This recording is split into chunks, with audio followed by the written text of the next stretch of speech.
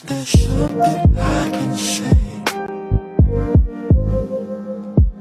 to make you wanna stay with me? Is there something I can say to make you wanna stay with me?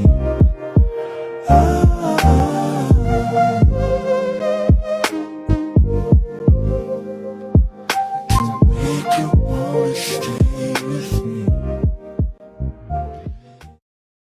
I've been waiting for this moment for all my life.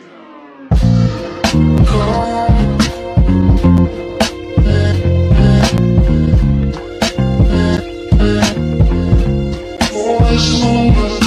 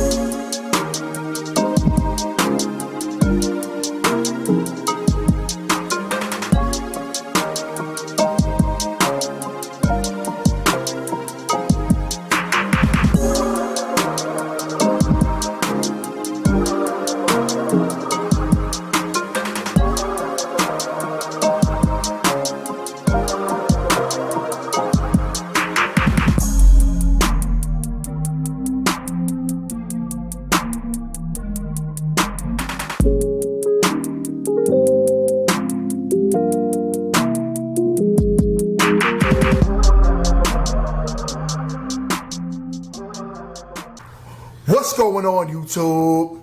I'll be right back. Give me just 1 second. Listen, fellas, you want to get your face wash, your skincare routine intact? I use Tiege Henley.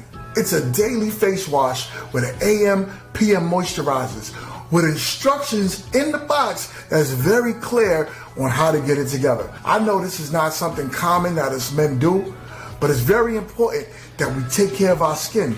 On top of that, the ladies love it. Get yourself a box of Tiege Henley. It comes in the mail, ships within a week. If you click the link in my description, you would get 40% off your first order and 20% off a lifetime. On top of that, sign up to the app and you'll get even more deals. Me, I got a special. I got the grooming kit. I was able to get my nail clippers and everything that I needed to get myself together to go outside. Tiege Henley is the way when I tell you the perfect men's skincare routine. Get yourself a box of Tiege Henley.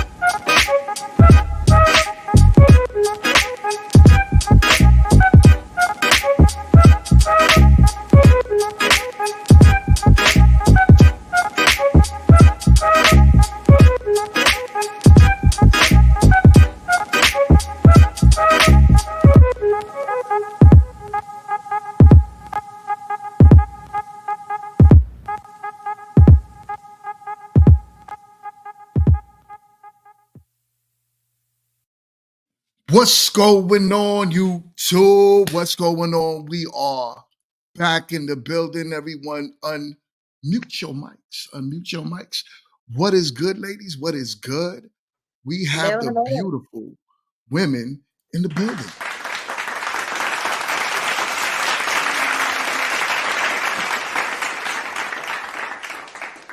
So what's up? What's up? How was y'all weeks? Well, how was the weeks, y'all? Let's start with Boombox. What up, Boombox? How was your week? It was a struggle, but I'm here. Struggle. I feel you. I feel you. I feel you. Listen, I don't know how much you want to share, but love is love, and we are here for you. Definitely that. All right. Dion, how was your week? My beautiful wife.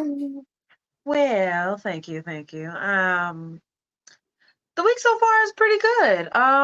Traveled, kind of been on the go for a little bit, so now settled back in North Kakalaki. So we good. We good over here. We good. That's what's up. That's what. And the wonderful kit was goody. What it do, fam? What it do?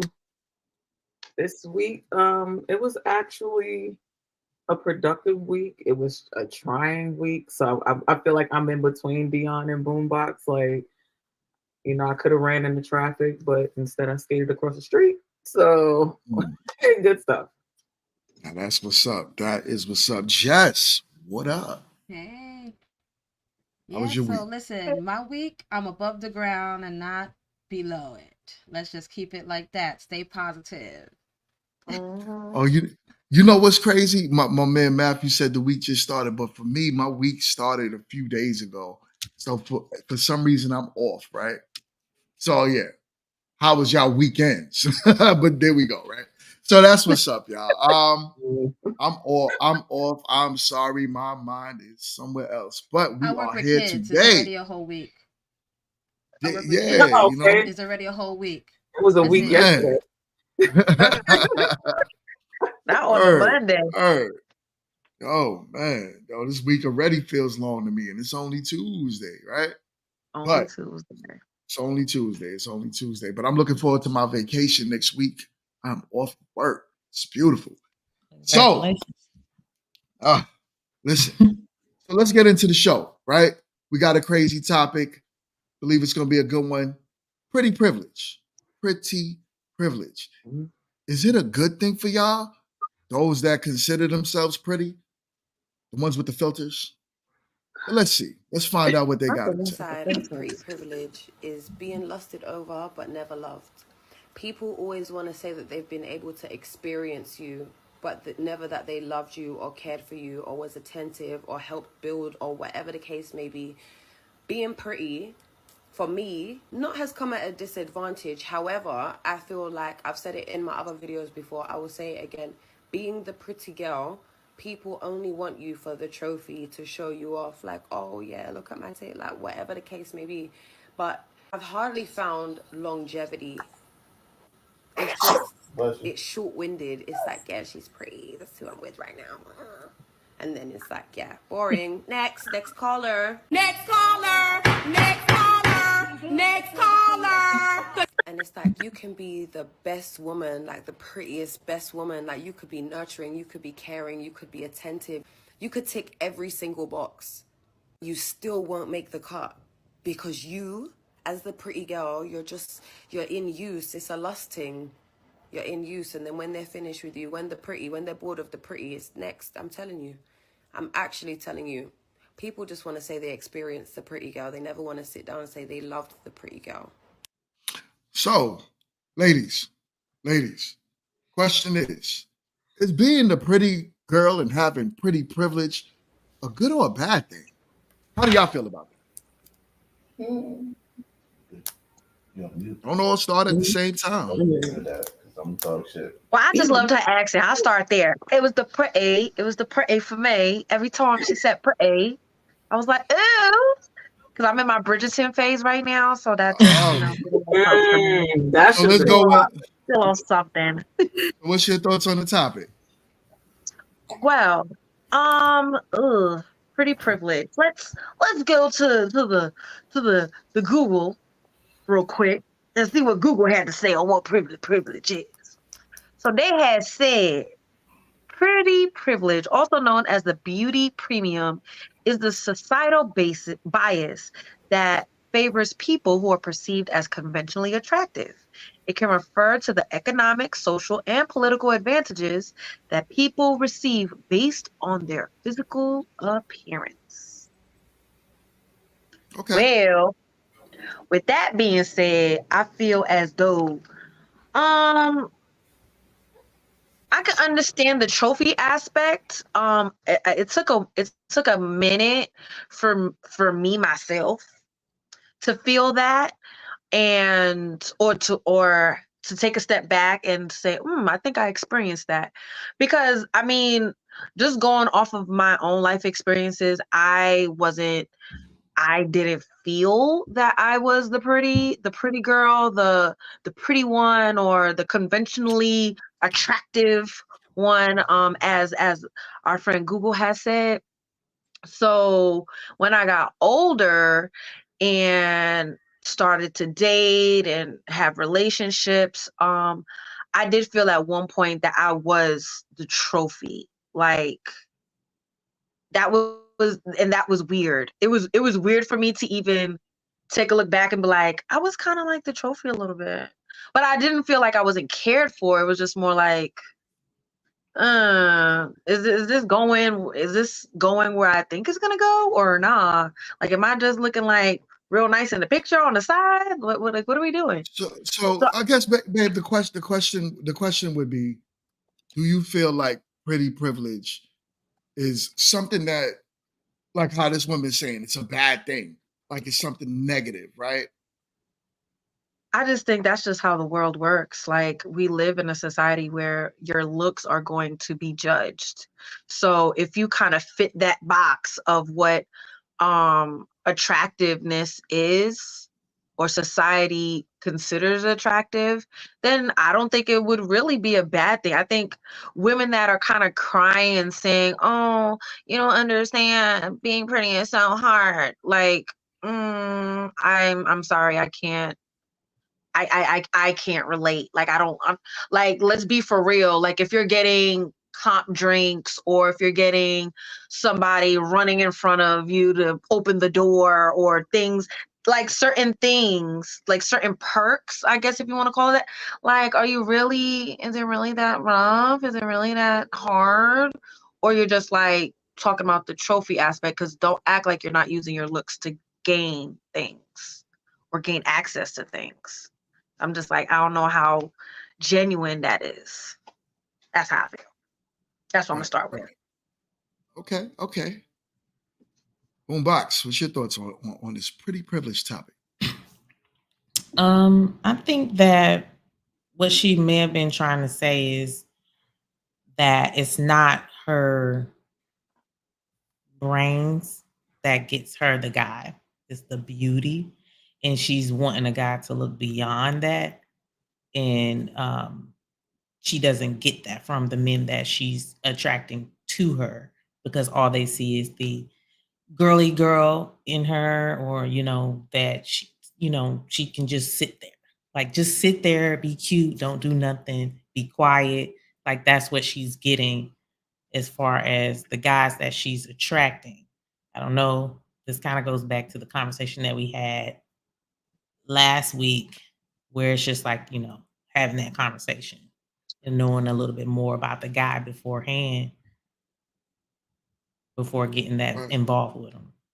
Mm. right. Ciara, what's good? We didn't even introduce you. You know what I'm It's saying? cool. It's cool. It's cool. It's cool. What's up? What's up, What's y'all? popping?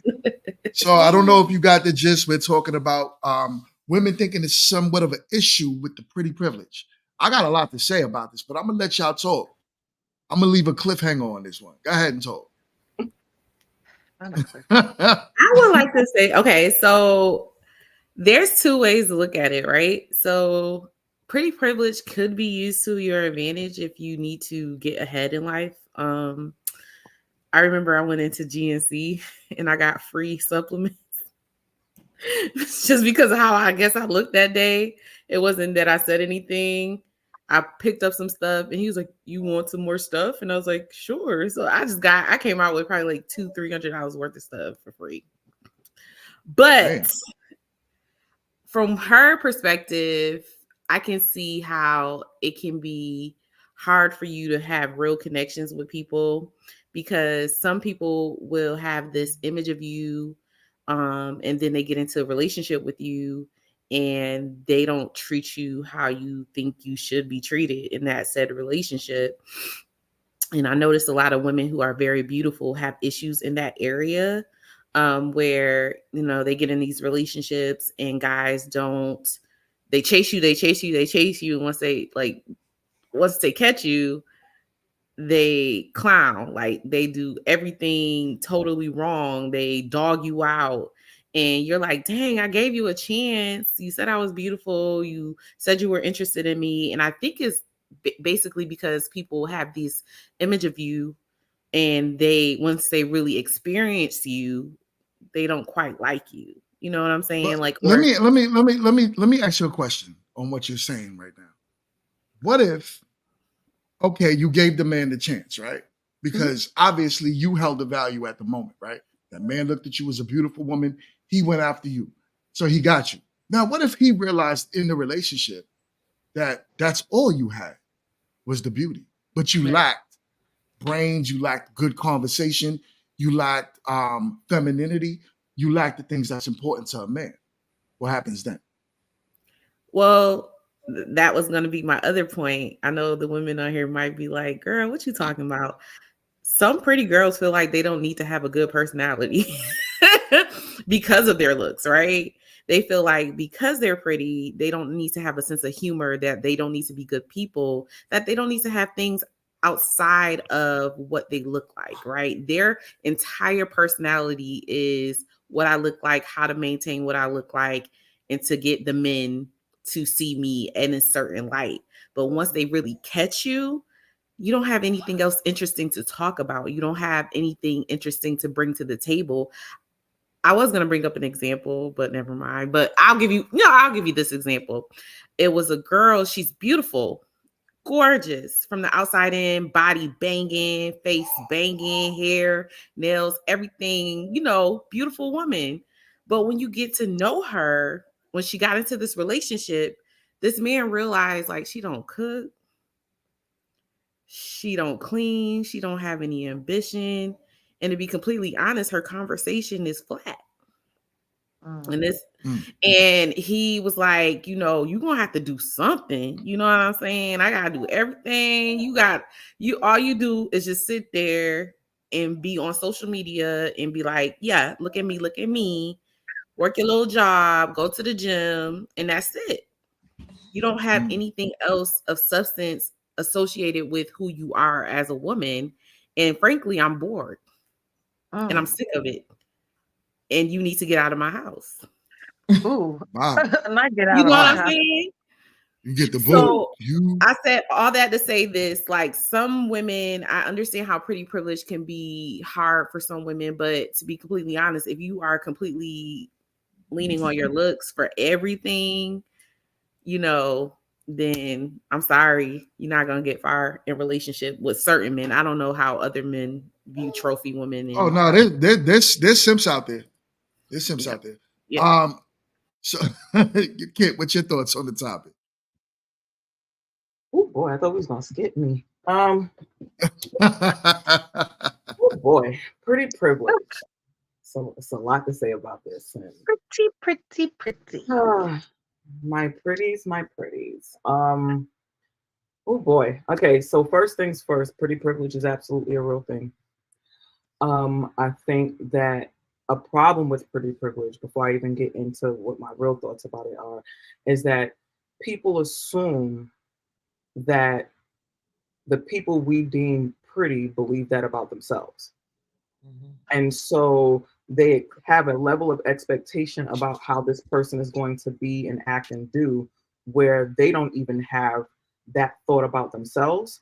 And so now we put them in this box of how we believe they should act and do, and they don't even have that feeling about their own self. Um, I have been, I have been, what's the word? I've been a part of the pretty privileged crew, if I will say. I have, but here's the Yeah, thing. yeah. I'm sorry. I'm gonna ask you to hold your thought. I got a super chat. Of course. My man said my man Matthew said, when I used to go to the strip club, the pretty girls got fives, not singles. Smile, ladies, damn. No, here's the thing. Imagine if they Oh, knew yeah. that. They'd be like, dang, why you But gave me that's a the single whole thing. though? You understand what I'm saying? A lot of women or people in general, I won't even say women, because I know some men who are beautiful and they literally be like, "Who?" And be looking around like they smell bad or something. I'm like, we talking about you crazy. Like, what do you mean? So Mhm. I think the problem also with pretty privilege is that once people have deemed you in that way and they expect for you to act the way that they perceive a pretty person to act, now you're trying to figure out like kind of like how I think it was Boom. I said, like, do you really, like the girl was saying, do you actually like me? Or is it just because I'm a trophy piece that you can walk around with? Because a lot of men, and you said something, Mingo, that kind of like, I was like, oh, y'all do? Because most of the times y'all don't want us to be able to walk, chew gum, and stomp our foot at the same time. And now y'all want somebody that can actually have conversation and know how to do stuff. Every time we have a conversation, for the most part, we're supposed to be pretty and shut the fuck up. So the fact that that y'all actually want to talk to us and maybe get an ice cream outside and say nice things, I was totally down with it. Me. Whoa, like that was a lot. But you know, the issue with pretty privilege is that, again, it comes with a level of expectations that either party shouldn't have, right? Mm. Like, I shouldn't expect for you to be a certain way because you look a certain way, and I shouldn't be expected to portray this person based on how you feel I look. Mhm. Um, but pre-privilege, if worked right, somebody has said it earlier, definitely has its advantages. And if you're smart, pretty people, I will say this: if you're smart, don't ask for the simple things. Ask for things that are going to actually elevate you, or if they even offer, like, make it where it's like, you know what? Instead of you taking me to dinner, how about you help me invest in this business plan that I have that I'm trying to get investors for? Like, that would make me feel beautiful because I like to build shit. So, it just, but it also shows them that you have a That's brain. facts, though. You know what I'm saying? It also shows them that you have a brain, though. You know what I'm saying? Because, okay, not only is she pretty, but she actually has smarts. And this conversation that Mingo said they want to have with us, that can actually happen too. So now we winning. Like, not only are you pretty, but Yo, you're pretty. yo, kid, why? See, I'm gonna I'm get not to you, talking about Jess. you, Mingo. I'm not talking Yeah, about you. You just no, happen to no, say it. no, no, You just happen to no, say it. That's all. no. Because I do believe a lot of women feel this way. So I'm gonna get to you just now, Jess. A lot of women feel like men don't want to hear y'all talk. And some men do say that. So I'm not gonna say that. Men A don't say lot. that, right? Even on Men just be like, yo, listen, men be like, yo, just be pretty and shut the hell up, right? But on average, most men want to hear something of substance come out of your mouth. We just don't really care for certain conversations that you have. But if you're going through something, let us know. Give us a means to feel like we're helping solve your problems, right? But definitely, we want to hear y'all talk. Jess, what's your thoughts on the topic, Jess? All right, here we go. All right, so honestly, when I talk about pretty privilege, because I actually just did this video on my channel not too long ago, but Go when you check it talk out. about pretty privilege, is definitely, as many have said before me, advantages, disadvantages that come with it. There may be a lot more advantages that come with it, but definitely there are disadvantages too, which I feel like a lot of people don't recognize.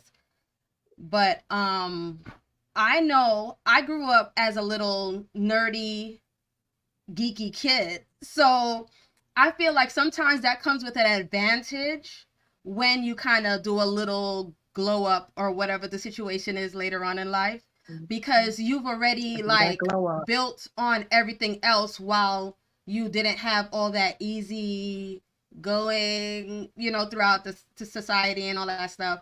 So it does come with some advantages. And as Kid said too, I guess how you use it per se, but not go like feeling that you're obligated to get the advantages either, because as well, looks are subjective. So you have to keep that in mind as well. But it comes with advantages, but I can also think about the people that don't have the advantage. And people may be like, oh, I don't have pretty privilege. And then when they think about it, okay, if you've been to a bar, if you've been to a lounge, if you've been somewhere and, someone was like, oh, you're pretty and you got something free, or, little things like that. A lot of people may take that for granted, where some people don't get that. So you have to kind of think that, basically it's something to be considered. This is a world that is for the outward presentation. When you're talking about going to court, when you're talking about going to church, when you talk about going to a funeral, to a job interview, your physical presentation is important. So you kind of have to keep that in mind, whether you like it or not, whether you think it's fair or not. It has its aspects, but then there's also like that whole halo effect where people kind of look at pretty people and kind of like making a quick judgment, whereas in some may look at it as in, okay, this person is pretty, so they gotta have it, they got it, this, where that may not always be the case. With some pretty women, there can be jealousy reactions and things like that, where you people think that, okay, they got it good because they look good and blah blah blah, where it, there's different things, different other aspects of life, where I think, Mingo, you talked about that before, where it doesn't matter just because you're pretty. That's there needs to be more substance when it comes to certain things. But as you first come, first presentation, first Impression. first impressions, that's what you're looking at. And if you see someone dressing all dirty and all that, it makes a difference versus what someone is, if someone's well put together, even if they're not the best looking, at least if they're, put together, it makes a difference. Right. And all right, so I honestly agree with everything y'all was saying on here. The biggest thing though to it is, first of all, what I would like to ask is, do y'all believe in a rating system? Because y'all have to understand them. Kevin Samuels, the late Kevin Samuels, right? I know a lot of women don't like him, but a lot of women do. But the late Kevin Samuels used to have a rating system for women, right? And it was almost like you had women trashing him because he put women on you're a 5, you're a 10, 5 is average. So we all know, we look around and we see the average woman, right? This doesn't mean she's ugly, doesn't mean nothing wrong with her, and it also doesn't mean that you can't think you're beautiful. But the thing is, what he talks about now is the dating market, right? And what the dating market looks at you as is the results that you have in your life. Did a man take you off the market, right? Are men giving you things with pretty privilege, right? Because we all know the more beautiful a woman is, it is what it is. You could get in the clubs, no problem. You can skip the line. You could do like Tiara, go in the store and get $200 worth of free stuff. I ain't never get nothing free. The only reason why I got things free in life is because people might have looked at me as, there's an opportunity because this is a productive man. So maybe it could be a trade, right? So if I give him this, I could get this. So that's how we men do things in this world with each other. But when it comes to women, you guys have to use your looks, which is why it's so important to not go outside with a bonnet on. But with, yeah. It's important, right? Because the result, audience is gonna come for you. Look, I'm over here like, where's my bonnet? I'll be gonna put it Listen. on this show. Listen, Like, cause I'm gonna come on with a bonnet and protest. Like, I have to. Like, I feel like listen, we have to protest now because now why we can't come outside in a bonnet is are you don't do Monique? it. What's good? Don't Come do it. outside and on it. I'm Monique. I'm Monique, sugar. But I'm Monique. I don't agree with everything you My just sweet said, baby. Mingo. Yeah, I'm Monique Sugar. So what don't you agree with, Boombox? Because I think that men do get things just like, how Jess pointed out as far as like, just the free drinks. You might be at the drive-through and somebody just give you something for free. Some extra Or fries, yeah, extra burger. I think if a Not because of female my finds a looks. male attractive, she might do something like a small gesture. A woman. Yeah, I was talking about male trade-offs, right? Usually when you go into a nightclub, who's the bouncer? It's a A man. guy. But you just said like it's. We was It, just saying. I was it saying vice sounds like versa. it's men bartering with a woman for something based on her looks and vice versa. So it's not No, so I'm much. not doing the vice versa. Yeah, I believe I used to get stuff from women sometimes just because they might have felt like I was handsome. Fine. Right. But that's not the average because the more places you go to, it's a lot of men that you do see working in places that you might want to get into, that you might want to be a part of. Men are usually the ones in charge of those things, right? So it's Either easier that for a or woman to. the other side. All right, we're not talking about the rainbows, right? We're leaving the rainbows out of this. Well, no, I mean, I But think that men get pretty privileged a lot. They definitely do. Going back to They even definitely like our do. conversation last week, like how we were saying, like women pull out all stops to convince a guy that they like them. And that's pretty privileged. yeah, Yeah, like I I don't said, think pretty privilege is synonymous to women. Look, pretty privilege for men is the reason why they'll have 2 and 3 and 4 chicks fighting over them because they like, I'm not losing this pretty man person. So, I mean, well, we okay, yeah. I mean, is it one thing to be a handsome man and get sex from women? 100%. That's but it's not even just about sex. That's one It's not thing, just, right? yeah. Okay, so you think that 3 They women play are fighting over the bills. cheaper Some of man these over women are sex? the same. Sex is everywhere. Well, usually that's all you get from it, because Is once that that man knows what it is, he knows what it is. But what I'm saying is, it's not that. Yes, you can get free things being a handsome man, 100% from a woman. I'm talking about the man-to-man trade-off. Amanda right? usually, yeah. Man to man. We don't trade off of, yo, that's a handsome nigga. Let me go So I have a question in regards to that then.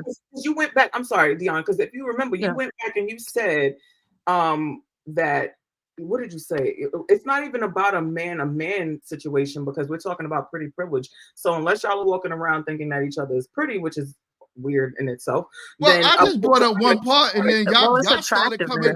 Pretty privilege does exist for men, so it is on the other aspect of that spectrum. Not to the same degree. But you Not see, to the same degree. We They'll got, be and more that's what like I'm saying. pockets. This is what that's what I'm saying. You guys would take the smallest things and then make it conflated into something big. You cannot compare what women have. You guys can sit on your behinds your whole life if you keep up with yourself. I can't do that. What I got to do is be productive. Why is that even a topic? You know what I'm saying? Like, we all know what y'all brought it up. I just mentioned one thing, and y'all. Well, technically, he just said one little thing, and I was like, "Well, no, I don't agree with that." Yeah, but you just explained thing. patriarchy. I'm sorry, that's exactly what it's supposed to do. Oh, yeah, okay. Now, sit down. So what's patriarchy now? Explain the You patriarchy. just explained patriarchy. You just explained why men have to do what they have to do is because you guys are running society, right? You are. That's a fact, and y'all benefit from it. You can't sit and be a pretty boy. Welcome to patriarchy, because that's what we have to do, right? Okay, so that's what it was created for women to be pretty and be taken care of, and for men to take care of those pretty women, right? Right. So that's what it is. Like that man who's cool. Is the patriarchy a good thing or a bad thing? Say it again. Whatever you want to. I want to hear how you feel about it. What did you say? What was the question? I'm not gonna bring patriarchy a good thing or a bad thing. I'm not gonna bring my feminist views here because I didn't hear the question. What did you say? What was the Is question? Nicole? patriarchy a good thing or Okay. bad thing? It's shitty. Patriarchy or pretty Why privilege? we Which saying that? one? What we talking about? it doesn't help men and it doesn't help women. Clearly, men don't want to You- work as much as they have been. So patriarchy isn't good for men or women. All right, now y'all, we I thought we and was I'm talking about okay. pretty privilege. No, But we're no, talking and about I'm pretty privilege. no, That's all no, I'm saying. we Sorry. are. Were you we saying what was the question? Hold on, Was babe. it is pretty okay? No, hold on. I'm confused. We are talking about pretty privilege. But Right. when she mentioned the patriarchy, she said it as in a negative way. I understand a lot of feminists definitely be on some, and I shouldn't even say that on YouTube. YouTube, I apologize. I don't mean to say that word because it is a buzzword, right? But when you use the effiness word, right?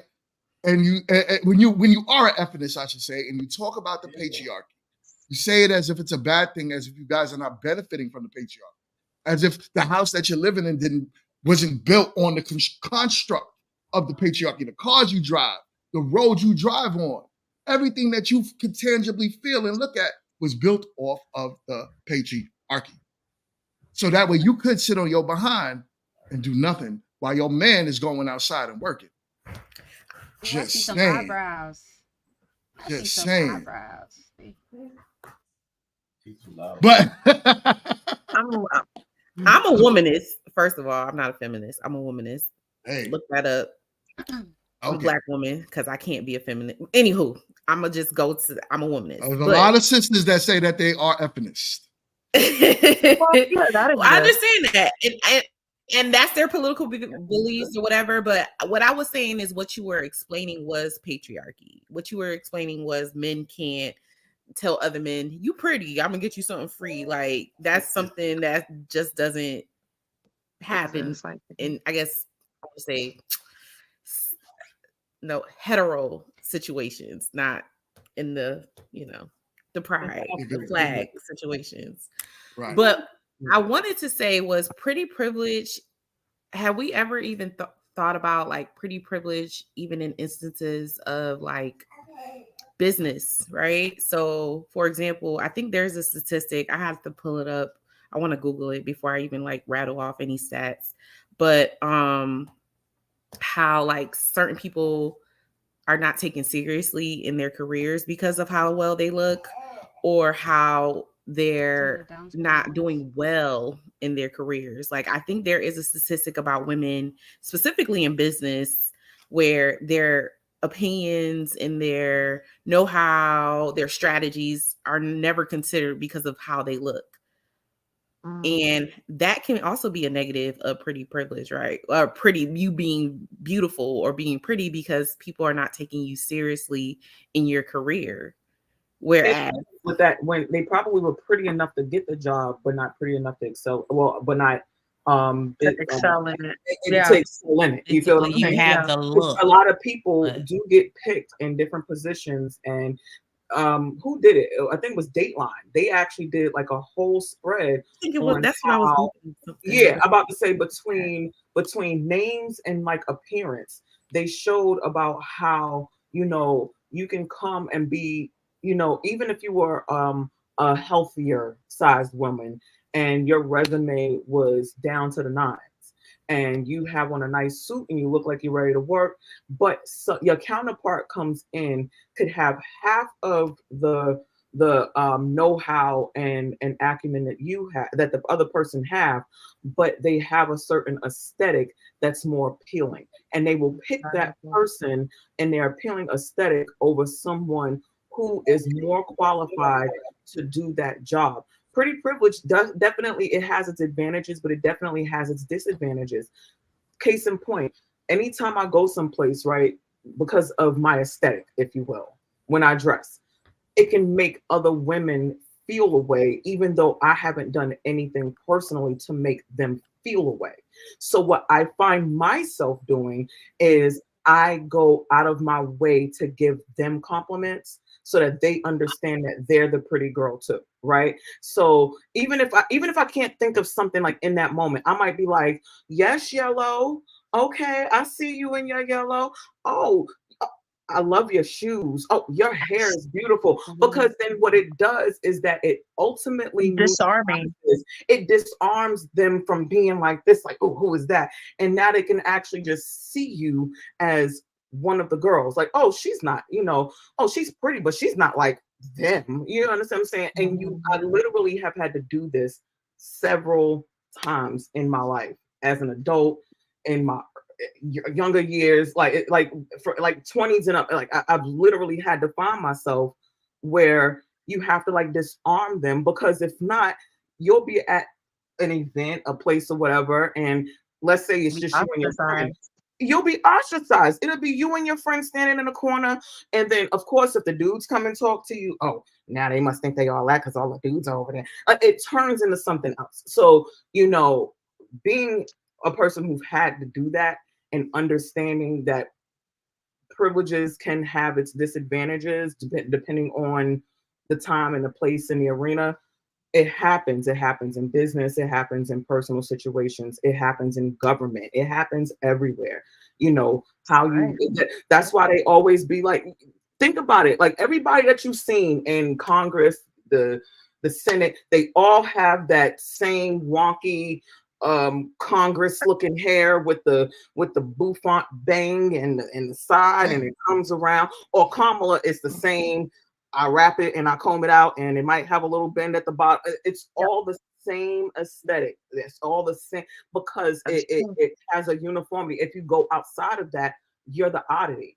You know what I'm saying? Well, of course. So like you have that attire, and it's almost like a uniform. And I get it, right? You don't want to be the one showing up in Congress with, looking like you just rolled out of bed, or you don't want to be the one with the crazy looking hairstyle. It's a uniform, right? You are a public figure at that point, and it is what it is. As much as you guys can feel, and I'm But when you go to guessing. get a job, it's not a uniform. I'm applying for a job. Yeah, but you better look good when you're applying for that job. But here's the thing. I thought I looked good when I walked out and I had my suit on and my hair. Yeah, but you think, ask somebody. Okay, but the people I asked said I look good too. Oh, you look like you're ready for your interview. What you're missing is that you can look good and you can look professional, but if you don't have a certain aesthetic that puts you above, that almost puts you in pretty privileged space, like there have been instances, and I'm not going to say all the time, but there have been instances where people have even felt slighted, like, and they found out, like, wait, even with people that have worked with them, like they like let's say it's a coworker and y'all are going up for a job or whatever, and they can't understand how, well, I know I had these qualifications, why did they hire this up? And a lot of the times it comes down to aesthetics. Yeah, when you go look for a job, right, you know how to dress for the most part, right? I mean, there is a certain way an attire, maybe as a woman, a pencil skirt, a pantsuit, something along those lines. When you go look for a job, I can't wear a pencil skirt. Whatever, right? We're talking about maybe a pantsuit, maybe something that's not going to be whatever, however you look at it, distracting, right? Where you're going to maybe make someone look at you a certain way, because the world is what it is, whether you like it or not, right? So unless you want to be a full-on entrepreneur, you got to deal with the world for what it is. So there is an attire, there's a certain way you got to carry yourself. Even me, I employ people myself. I have expectations when people are sitting across the table from me on how they look, because it means a lot. You can't just say, I think I'm pretty. Know the attire, know the job you're going to go look for. If you was going to go work at Magic City, there's a certain attire for that. If you was coming to work at a corporation in Midtown Manhattan, there's a certain attire for that. Mm-hmm. What you're missing is that these people be in the right attire they don't have the right aesthetic. They don't have the look, or like it might be a heavier woman, but she's still, or it could be a dude that has a suit and he looks nice, but he may not be as well coiffed as someone else. Because it's like, okay, and it also depends on the company and the business. I'm not saying like what you're saying But is false. you're giving But I'm saying, subjective arguments. We're talking about across the board, right. not just But that is subjective. across the So when you board. start talking about weight, when you start talking about hair, when you start talking about, like, there are usual mainstream beauty aesthetics that kind of go across the board normally. And that's what you kind of have to consider. Now, when you start bringing in, oh, but what if I'm kind of bigger? What if that's like subjective things that you're bringing in now. If you But I look think what at, I can tell you like this, if you look at the Kit, let me Dateline thing, then you let can me understand what I'm saying.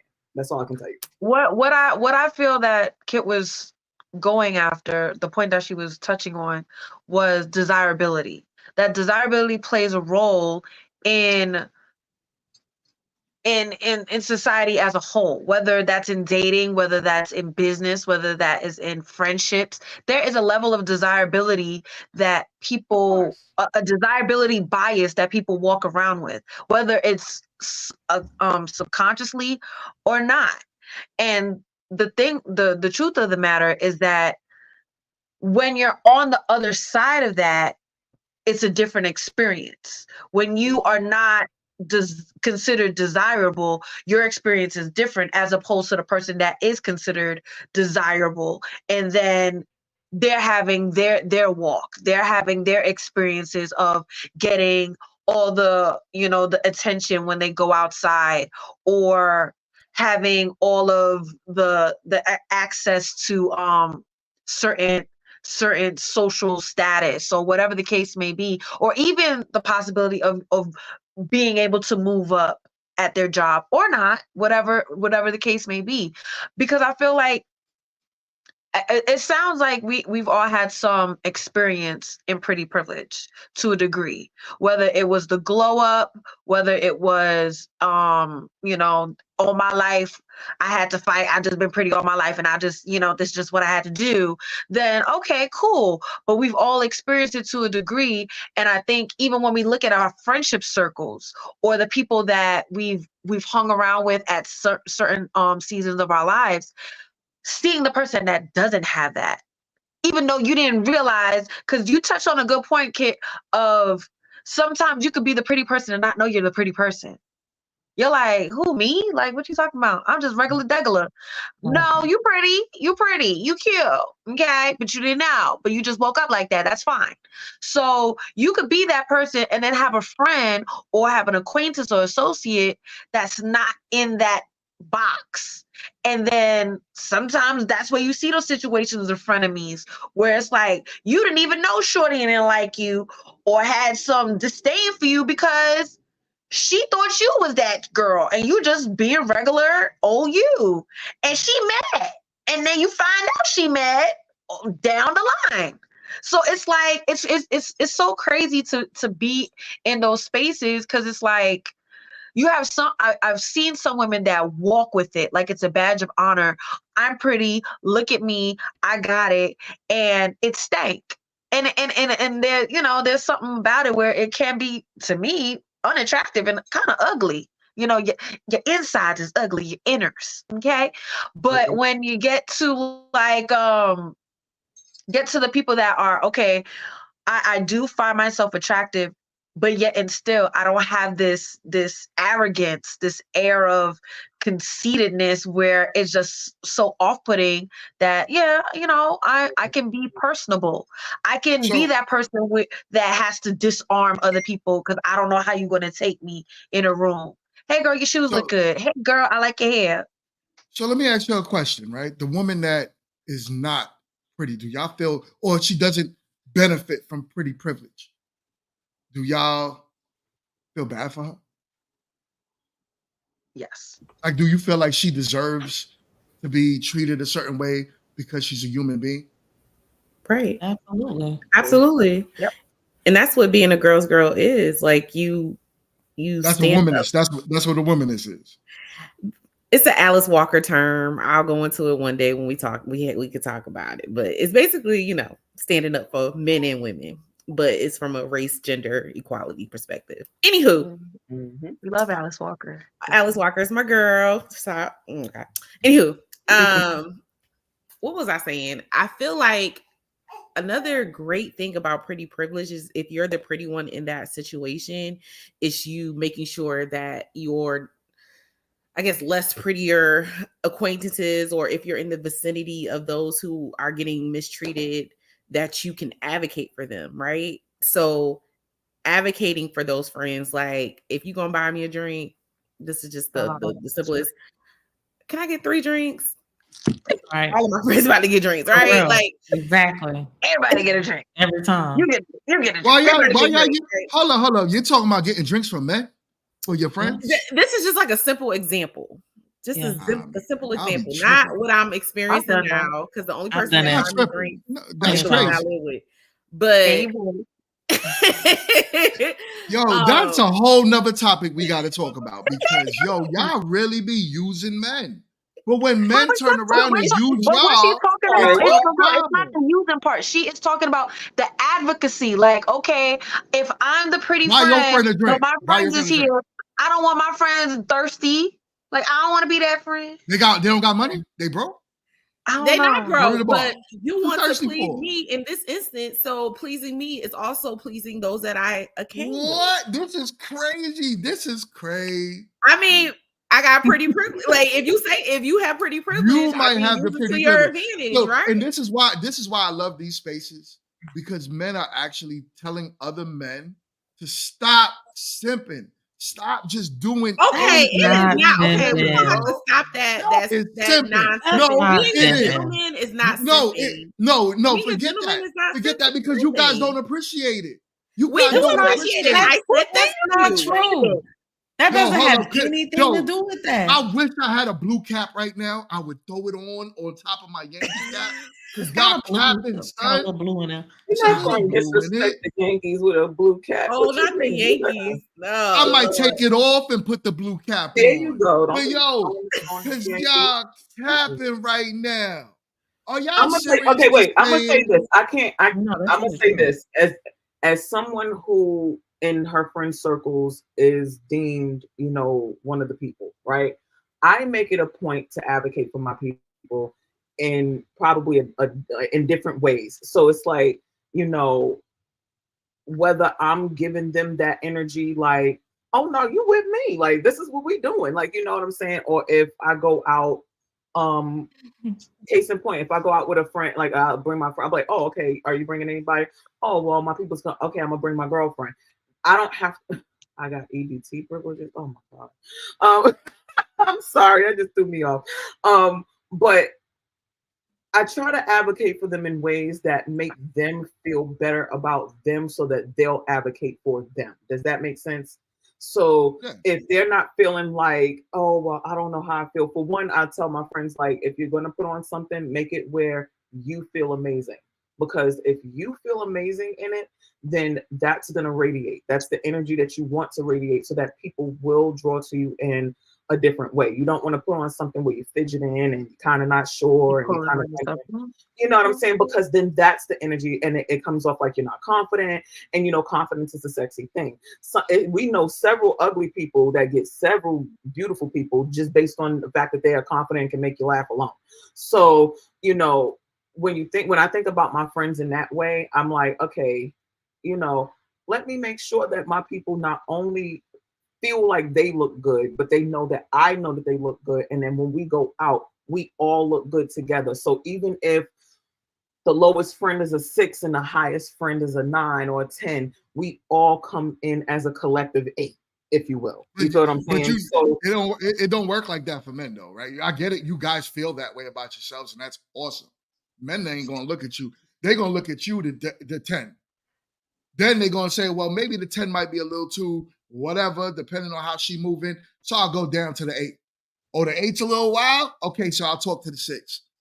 That's how men are gonna look at you. We're not gonna look at you like a collective anything. No, I'm not talking. See, it's not about what you all are doing. You said advocating for my girls. So if I'm advocating for them, making them, you know, as a part of the collective, and we all look good and feel good together, the energy that you exude in crowds with men and things all of a sudden is now expanded upon. It's not like you just have the one pretty friend and everybody's just ugly around them, or you have the you know, or you have the like you ever be like, they be like, what's the word that they say, like Shallow? no. You ever hear when they be like, oh, so you're the pretty one in your crew? Like, have you ever heard that Oh before? yeah, Yeah. yeah. Have you ever heard someone say that? Oh, so you must be the pretty friend. And and me, I'm like, no, what did I miss? My girls, we good. And again, so it's a completely different thing. You feel what I'm saying? And that's kind of what he's saying. Like True. by themselves, they may not have that confidence, but when as a collective, and they know that the girls feel like know that they look good, they feel good, they're with their good people, it's gonna radiate a different thing, you know. It's gonna radiate a different kind of energy, a different kind of yo, audience, y'all gotta chill, bro. I be trying to like Nah, audience, don't chill. It's the Keep it going, EBT privilege audience. for me. Like, I'm trying to get my words out, get my soliloquy on, and y'all over here throwing all these rap battles out. I cannot. But Mercy, yes. mercy, Lord. But that's So, that's just my opinion of it. Kit, I don't think so. I think what is not being said, the elephant in the room, is what if your friend is really like a two? It's okay a face a mom could love. This is right. This is a Only a mom can love, right? And let's be real. Like, my thing is, okay, are you being real just because you're giving, like, you know, I think a lot of us women tend to do that. We tend to boost our friends, even though if you being really honest, you're like, ooh, okay, with that outfit. You know, but we tend to be like, okay, you feel good. And then no, there's a different, well, not me. I will say that. I get what you're saying, Jess, but not me. If the shit don't look right, you're not coming with me embarrassing me. You're gonna change that shit. And then you're gonna find something. But here's the thing. You're saying that if it's a whole group though, that even though there's, you know, different levels of friendships and everything, that friend that's low on the look scale per se, you know, you're like gonna still like encourage them and boost them. I think we're talking about like the aesthetic for what it is, period. Like, right.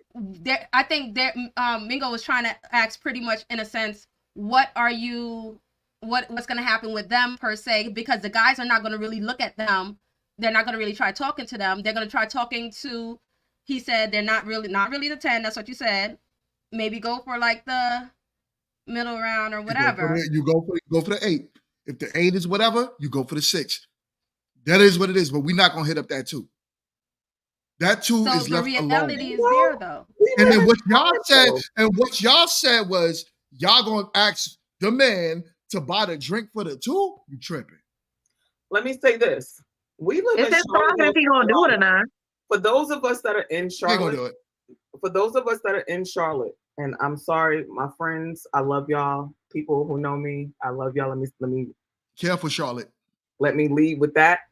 There are several butt munchies that have been snatched right on up, okay? And they are here and they ain't going nowhere. And if we want to talk about the twos happen, okay, baby. I've seen twos walk out. What was the phrase you called them? But I'm not. But say it again. What was it? I can't hear. Butt munchies, okay?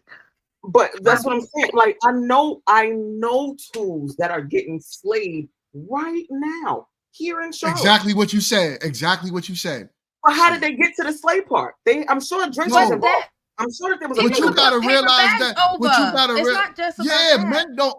When you realize that men could put their, you know what, inside of a glory hole and call it a day. Oh, we know that. You would understand why a 2 still might get smashed. But if we gotta keep it a bean, she is not going anything. She's not gonna get the call back. She's not gonna get the call back. You haven't lived in Charlotte long, have you? I've been seeing some. What's the difference between Let me Charlotte be and New quiet. York? First things first, New Yorkers You said marry what's the each other when they're in difference? the 7th grade. Okay. Yeah. Like New Yorkers stay together, it don't matter. You want to talk about vows in New York relationships? When they say sickness and health, I've literally seen. Look, we from New York. We done seen some things. Okay, they will stay together for a millennium. Okay, it doesn't even matter. Like down here, like you will see. I promise you, the ugliest. And God forgive me, I'm trying to still get into the gates, but you know my heart. Some of his not quite as attractive children not only be getting the men's and be having them and be cooking them all kinds of meals. You know they like to eat down here. They be having the kids, they be having the family, they be having everything. Yeah, I know you've seen it here. okay. Like you're just not Okay, gonna tell me now, that. They live in a house. so They no, live in an I'm apartment. not. No, hold on. Got I'm not They gonna doing tell y'all well. that. The tools got it. 1 second, y'all. 1 second.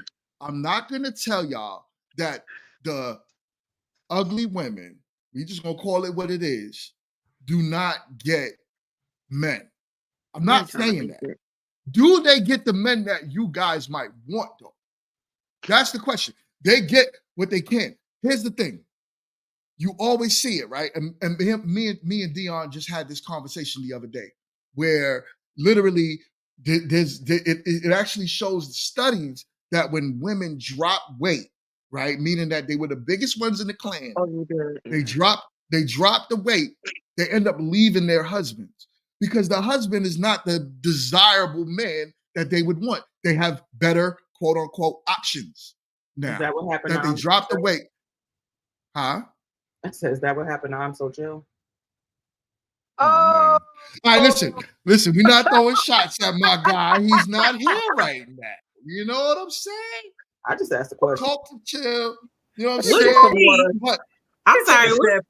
What's tea? But- Like who? What? I no, just this asked a dude, question. I'm so just chill. curious. I'm just We're not curious. gonna talk Man, about him right now. You know we not. You My know bad. what I was I'm just asking. a question. You know him. Go ahead, He sit, gonna come girl. in and Sit, he gonna friend. come in and Sit. drop a whole 50 friend. ball just to come at you in the comments Okay. right now.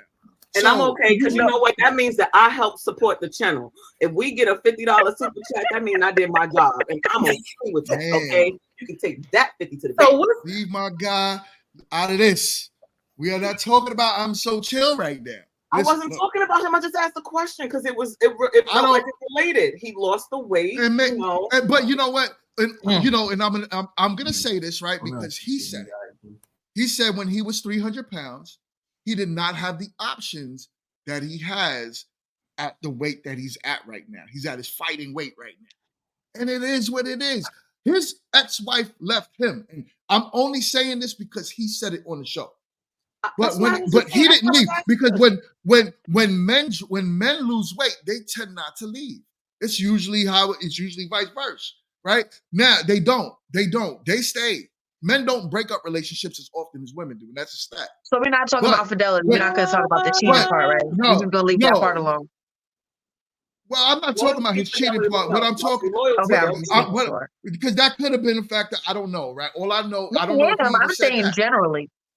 Well, we're not talking. We're talking about something different. So what we're talking about is the weight. Period.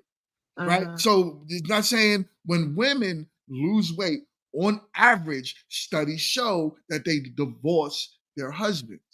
So they now know that their options went up. Right. They have a different level of privilege. That pretty privilege kicks right in, and they no longer, that man was not serving them anymore. And that's a fact. That happens. That happens more often than people know. You know what I'm saying? So I don't know.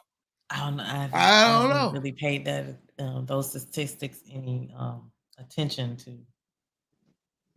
Yo, statement Boombox on is like, wait, what? I mean, I'm not saying that it's true because it could definitely be, true. I mean, don't think know. about it. Now you're getting the attention from the men that you desired your whole life, right? You're not only getting you're not getting attention from the dorky kid in school that's like been trying to drink your bathwater, and you 500 pounds, and maybe he's 150 pounds, but no one wants him, so he wants you, right? So now the wheels have turned to where you lost the weight now. Now Tyson Beckford is hitting you up. You're getting hit up by the Idris Elbas of the world. You're getting hit up by, the Mingos of the world, right? The GMTs, right? Now it's like, yo, I have to throw that in there. But now you look at my wife. My wife is like, oh Lord. But now you're getting hit up by a different assortment of men that you never really thought you would have that chance to. Your man becomes less desirable. I saw this lady talk about a whole story about she found reasons to divorce her husband just because she lost the weight. She ended up having an affair with a coworker, all that stuff, because she lost that weight. She became attractive now. I've heard, that it increases like their sex drive and things of that nature, which could definitely play a part in that too. Yeah, you might be right. Might get a little loose. So the I'm so chill dude had ED or something. I don't know. Listen, we are not talking about I'm so chill. Oh, I'm sorry. Like I'm talking about I'm so chill. Yo, I don't know nothing about that man. You are watching this. I have nothing to do with this. I'm sorry, sir. I don't know who that man is. I'm just, you know what? I feel sorry for that man. Like he keep moment. I wouldn't even, if I see him, I wouldn't even know who he is. So I don't know. So. But I feel like these narratives have been portrayed in movies. Like you have movies like She's All That, Never Been Kissed, like these old movies where these movies are like from the 90s, early 2000s, where it's like you had the girl that gets the glow up and ends up getting the guy that she's always wanted, or perceived everybody wanted, or whatever the case may have been. But the crazy thing is, usually in these movies, those girls don't act like douchebags. They're actually like still kind. It's like, oh, well, I just, got my makeup done, got my hair straightened or whatever, got some new clothes, and I still like, anime and, and cartoons or whatever the case may be. You know what I'm saying? So it's like, at the end of it, just talking about pretty privilege in general, is if you're pretty, you need to be pretty inside outside. Like it has to match. If it's not matching, you're gonna be going up Ish Creek in about 20 years, baby girl. Like you got a cool. That just gets you in the door. You know what I'm saying? And then after that, you're just gonna be out of luck because there's nothing else going for you. And I think the messed up part of it is like you see how it's not only creates tension and also division in dating space. It also creates that in friendships.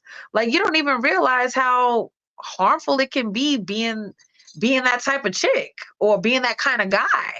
Because again, think about it, like what was it in the 90s? It was all about the light-skinned dude, the Shamar Moores of the world.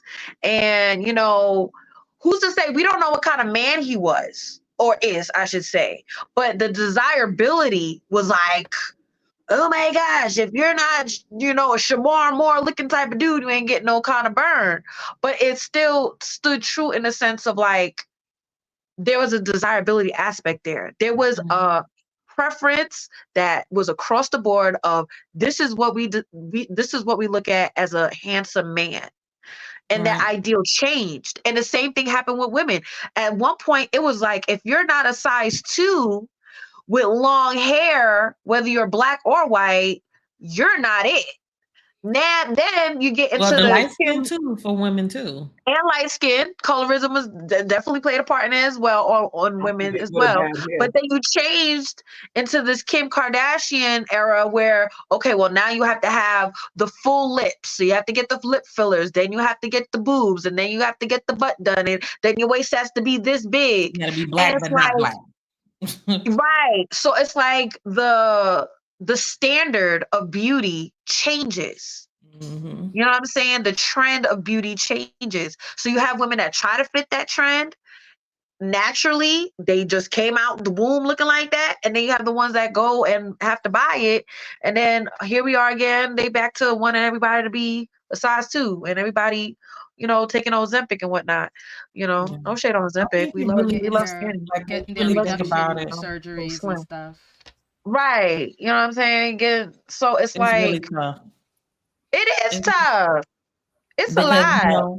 you start out, being like girly girl, right? And you're attracting these guys that want you to like stay in that box. But let's say you become hands on with a lot of, things. They want you to still look a certain way, but then the girl that, like, Jess touched on, the girl that didn't start out looking like that, you know, it's uncomfortable for her because she still is trying to figure out where she fit in. So now she's the one that's running and getting Mhm. cut on, and going to get this work and, adjusting her body to get attention because, that's what they're doing now. So I it's a feel So lot like so of, here's the Queen. okay. Sorry, the girl Queen Lala. I seen her comment where she just said men do not want these things. Women do it to compete against each other. I have to I mean, agree. that's true. I don't agree with that. I will So say they're competing against each other for the man. Always compete. for the man, I right? mean, Yes, yeah. sir. We don't. Commentary. We're not gonna get into that. That portion I don't want to get into. But what I want to just touch on is like the reasons why we do these body augmentation situations. Is that to gain some type of pretty privilege, right? Um, Yeah. Is it's that to like, gain? Because like again, that's it's like the tough. girl in Walmart going to get a But, BBL.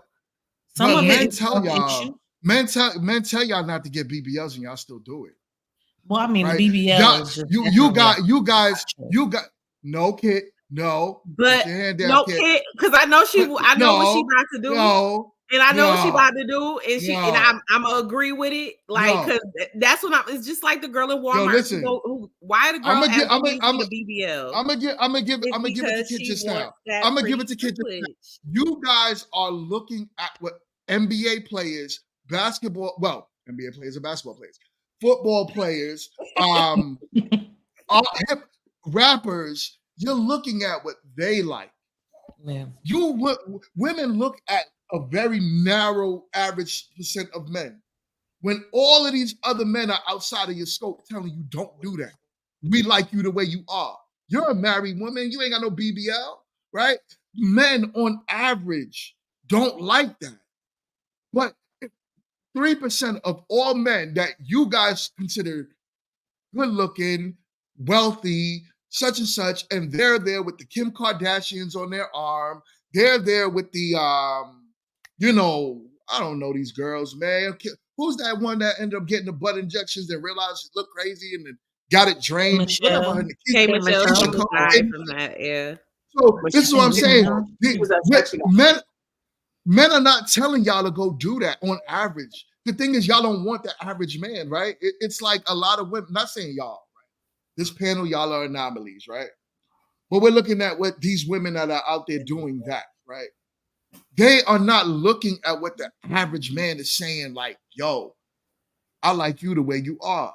You're not looking at the man that's in your DMs that is just trying to holler at you because you're attractive. You might not be a quote unquote 10, but he likes things that he see about you physically. You don't like him though. You like Idris Elba. And Idris Elba, not him necessarily, but a man like him might have the wife with the BBL. So now you're like, well, I gotta dress like her now. I have to put injections in my body. I gotta, get breast augmentations. I have to do things to my lips. But the average man don't want that. And that looks crazy. Most women get it, look crazy. Go ahead, kid. I just want to ask a question, and I'm even going to Yes, ask ma'am. in my low voice, so we know. In I'm your not- low voice. I'm No, not- this is grown Keep it woman nice talking. and You can feminine. Yeah. use Keep it your nice and you can feminine. use your woman voice. Just keep that for Sunday. Well, Sunday is the other show, so I have another day. Well, next Yes. Sunday, you have another day of rest. Yeah. But if this is the case, and this is not what you all want, and this is not what you all like, and going back to what you gotta stop doing that. And going back to what Tia said earlier, what Tierra has said as far as patriarchy, right? This is a patriarchy society. If this is the case, why is it that if a woman was to post herself in her natural state, polished so that she looks like somebody, but she doesn't have the weave and she doesn't have, her boobs out and she's dressed relatively modest but nice, why is it that gets no type of real recognition, but that same girl can put her weave on, her lashes on, throw her makeup Don't do that, Tiara. on, I got something for this, Tiara. on, and then all of a sudden, that same one that you all claim you don't want the fake booty, you don't want the heavy makeup, you don't want the Natural hair, look. you want it natural. Why is it that when she's in her natural state, she doesn't garner any of the attention or any of the response Right. that she does, than when she's in this garb that you all claim you all don't like? How The is it that Instagram y'all don't models. like Yeah, something so when let me. everybody gravitates to it? That same So, aesthetic can go all right, and she all won't get right. nobody. And Yo, she'll Kitty, and Kit. Let me Tiara. answer the question, Kit. Let me answer the question, Kit. That was the longest question ever. Listen, it wasn't long, it look, was right. it's not right, it's wrong. And let me tell you why it's wrong, right? Let me tell you why you're wrong. Why am I You wrong? guys conflate Instagram likes, Instagram deals, sponsorships that these 304s get, yes, with that's what the average man wants. It's a difference between what a man would like to look at and sleep with, as opposed to what a man wants to take home and marry. And women get that conflated. The average looking woman is married more than those women. But how Those does women that, are okay, so all. then maybe I'm missing it. So then how does the average woman meet a person? If y'all The won't average talk woman. to her, if she goes out with We her friends, talk to her. average, We each said average. I talked about the two we not talking to. I'm talking about the average woman of 5, You said a five. right? Of A 5. five. You are average. You go outside, you not outside with your breath stink, with a bonnet on, looking like you just rolled up out your Oh bed. dang. You look sound like like she's doing something, something. right? You look like She sounds like something. she's going something. That's her problem. That's not our problem, right?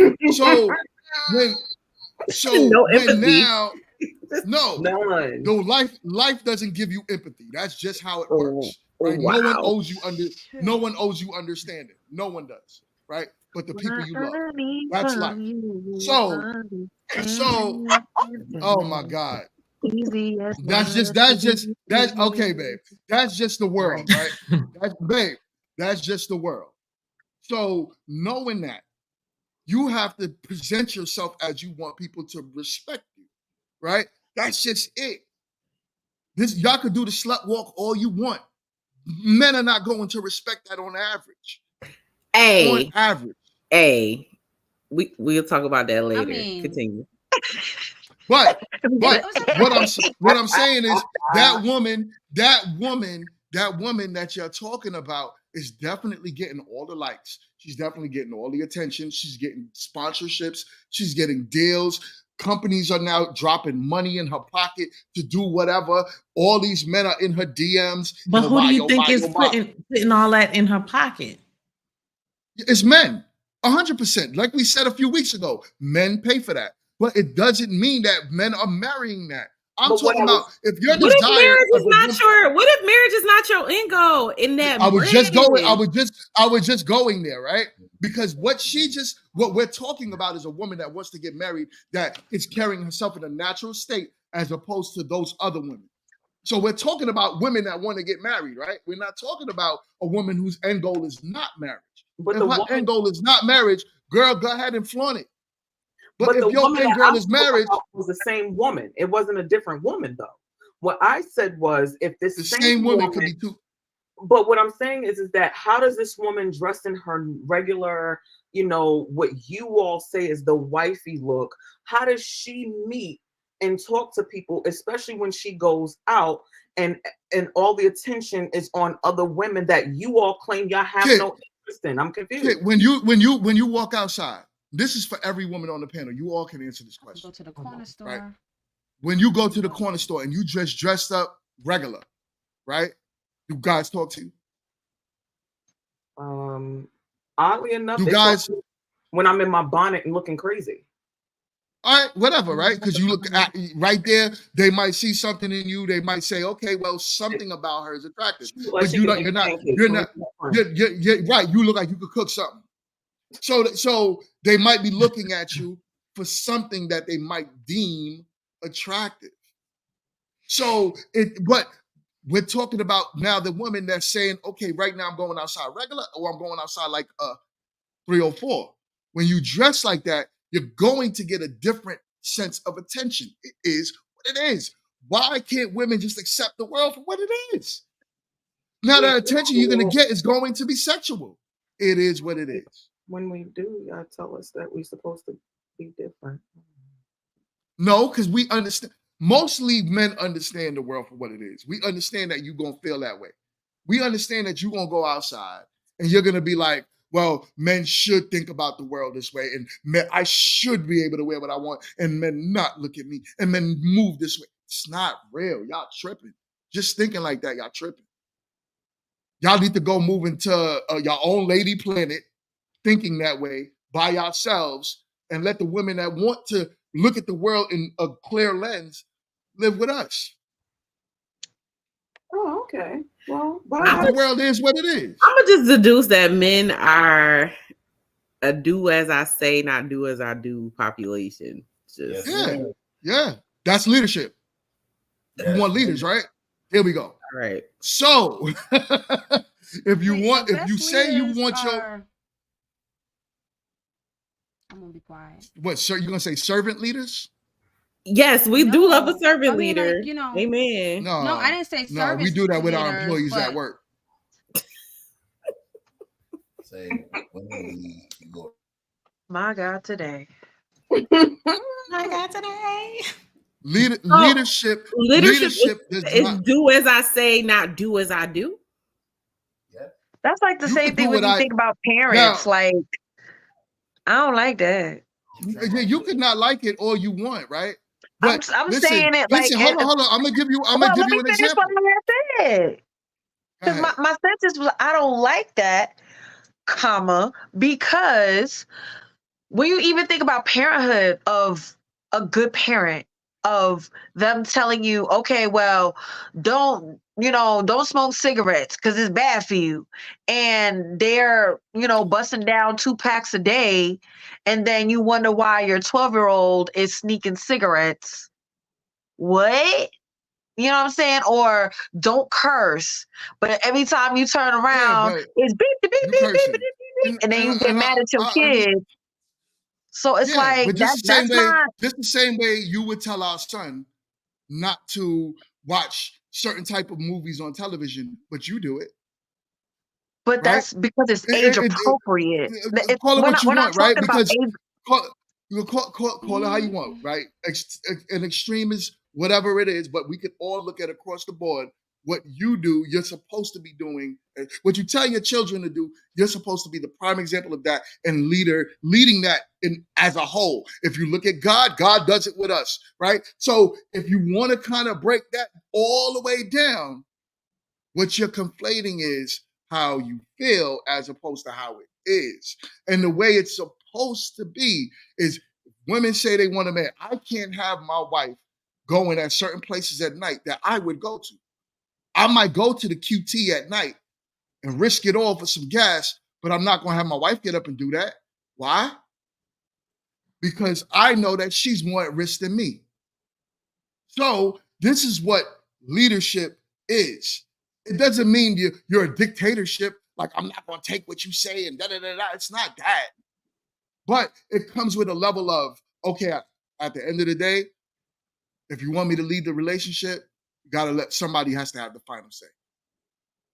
It has to go like that. You might be better at certain things than me. I feel right? like we just You might. went somewhere else. All I was just saying was, all I was saying was, y'all be taking men it there. Y'all are be brushing my very- emotions, man. Y'all are very. I'll You're just not say supposed this. to be emotional. You're supposed to be logical. Whatever. My Exactly. emotions is there. Exactly. I'm hot. What I was need saying some water. is, like, the reason why we're in this pretty privileged discussion is because, of course, women are going to change themselves to fit that pretty privileged image so that they can get further in life or get the attention or get something they want out of that pretty privilege. But You're honestly, telling me that men do not want us to do these things to augment or change how we are naturally are, but the women who are natural, from what Kit was saying, they're not getting the likes, they're not getting the sponsorships. Why are you listening? Why are you listening to Kit? I wouldn't listen to me. I'm because she made a really good point. It was a good point. It was a great point. So my biggest thing is I deduce that men are a do as I say, not do as I do population. Because truly, I don't agree with that though. You guys are not. Truly, there You has guys to are show listening. Right, you guys are listening. We're trying to show you. We're handing you the blueprint to get married, but women don't want to have it. Y'all just want to do what y'all want to do. Fine. Period. So when men start putting their hands up and saying live in the world by yourself, period. Now it's going to be a problem. Now it's going to be men are the problem. Men don't want us. You got all these women. You got all these women crying online today. You got literally studies of women at their highest depression the older they're getting. They're literally taking a ton of different antidepressant pills, getting these because they ain't got no man. Statistics part of the reason is because another man longer than married women. That's the statistic. They could live. Listen, I don't know where you got that statistic from, right? But the statistics say single women are happier, right? Yes. That's what statistics are saying. But then they're not factoring age. And when you start to look at the age, and as women get older, they tend to not want to be alone, especially those that didn't create a legacy, those that didn't create a family, those who had to struggle, right, to actually make a living. 1 second, Jess, I got you on this. 1 second. Those that had to struggle to make a living, maybe not y'all, because we could try to act like Black women are doing that. Listen, the statistics also show that our women are below the bell curve in every statistic, financially, happiness, together, everything. Yes, Black women are at the bottom. Y'all are the most educated, right? Y'all the most enrolled. But when it comes down to being happy, when it comes down to being married, yes. Okay. Go on to Pew Research and look this up. Let me go to Pew Look up go to the Pew Research, go to blackdemographics.com. Look at all you got to do is Google what is the average salary of a Black woman in the United States. That's it. You're looking at the salary. It's low. We're talking about happiness. Where does it talk about? No, we're talking about it all. Listen, Jessica, why I'm talking about it all, right? Why I'm saying it all is because it all hold on. Yes, listen. Why I'm saying this is because being financially sound, having a family is usually what most women end up wanting in their lifetime. A family, not a single mom. And the way that y'all preach it is almost like it's okay to be a single mom. It's just fine. Just do it. And you'll be, I'm not saying you. I'm not saying you. I'm not saying you. No. But you're talking about single moms, and how did we get here? No, I'm gonna tell you how we got here. Y'all gotta let me finish saying what I'm saying. No, don't do that, Jess. That's not conflation, because y'all are not listening. I'm giving a whole story, but you guys take bits and pieces and cut me off, and then it's almost like, yo, I can't say what I'm saying to really tell y'all what I'm trying to, the point that I'm trying to get across. And it's happiness is where I'm coming from, right? And why I would mention, because single moms in this conversation is because Black women on average are the most single motherhood women on the planet, and Black American women on the planet. That's a stat. You can look that up. And then to the point where y'all are taking right. So if you know that black women all in all are not doing well financially, wouldn't it benefit you to find a man, to listen to a man, to be with a man that can actually carry you to the next level? Wouldn't it make sense to be married? That's my point that I'm trying to get to. Not all the But the pretty time. You can say what part no is one. that? You can say no one ever. We're not just talking about pretty privilege here. We got into multiple parts of this conversation. No, So no, no, let's no. not just do it. No. What I was gonna bring concerning that was in the video, the girl had mentioned that pretty girls are often lusted and not loved. So Right. she was saying that basically pretty girls don't really get to the point of marriage because they're And I was prejudged.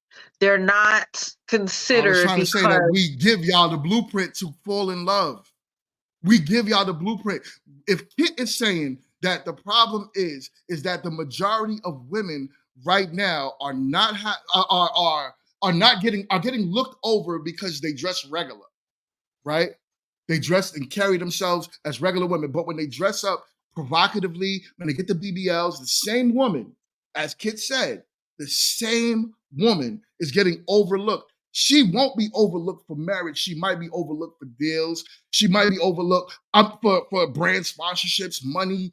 She get in the bag, like Tiara said, right? She won't get overlooked for that. She gonna get the bag. She gonna get the bag. You said, Tiara, you said it. You said, what if those women want to get the bag? But what I'm talking about is the getting overlooked for what matters in life. The average woman won't if she carries herself right. That's what I'm saying.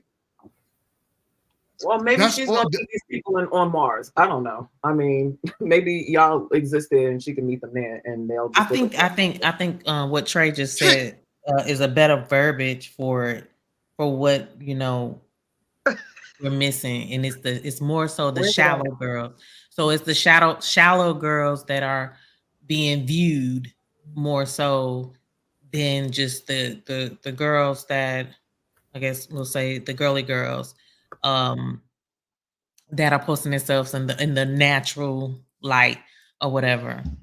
The shallow girls are the ones that are not getting to the wife status. The shallow girls are not getting to the wife status. And right. I agree with that. Right. So she's seeing it as pretty privilege, but somewhere he may be viewing her as shallow. You get what I'm saying? Like somewhere she's missing something, and she's thinking that she's bringing everything to the table, but because she already in her mind is pretty and privileged, she's viewed as shallow. She has an emptiness. She's lacking something that the men are not wanting. I agree. I mean, there's parts of that as well. But you think that the average man wants a woman that has a BBL? No. The average man. I don't think that at all.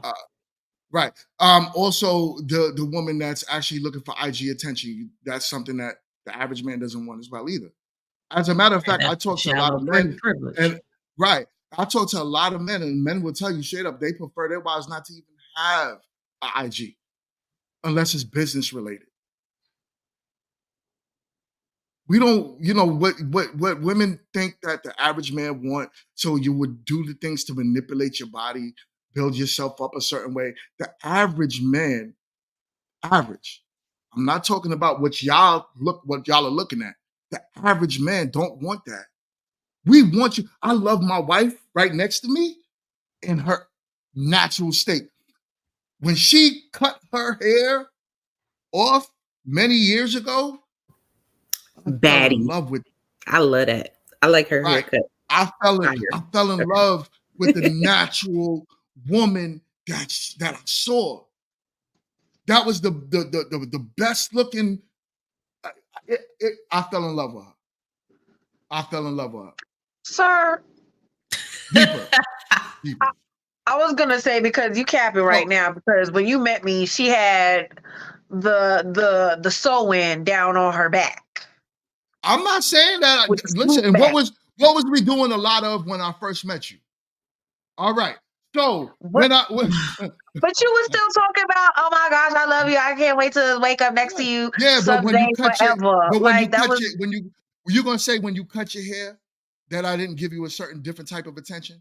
You're gonna say when you, even now when you talk about doing certain things, when you might have thrown something over your hair now, I guess a protective style that I haven't given you the, babe, I don't, this is you. I love this you've natural always said state. that you didn't really care for weaves, wigs, Right, etc. So that was right, never like, but right. the type of, you're saying, didn't you notice a different attention or different type of whatever when you ...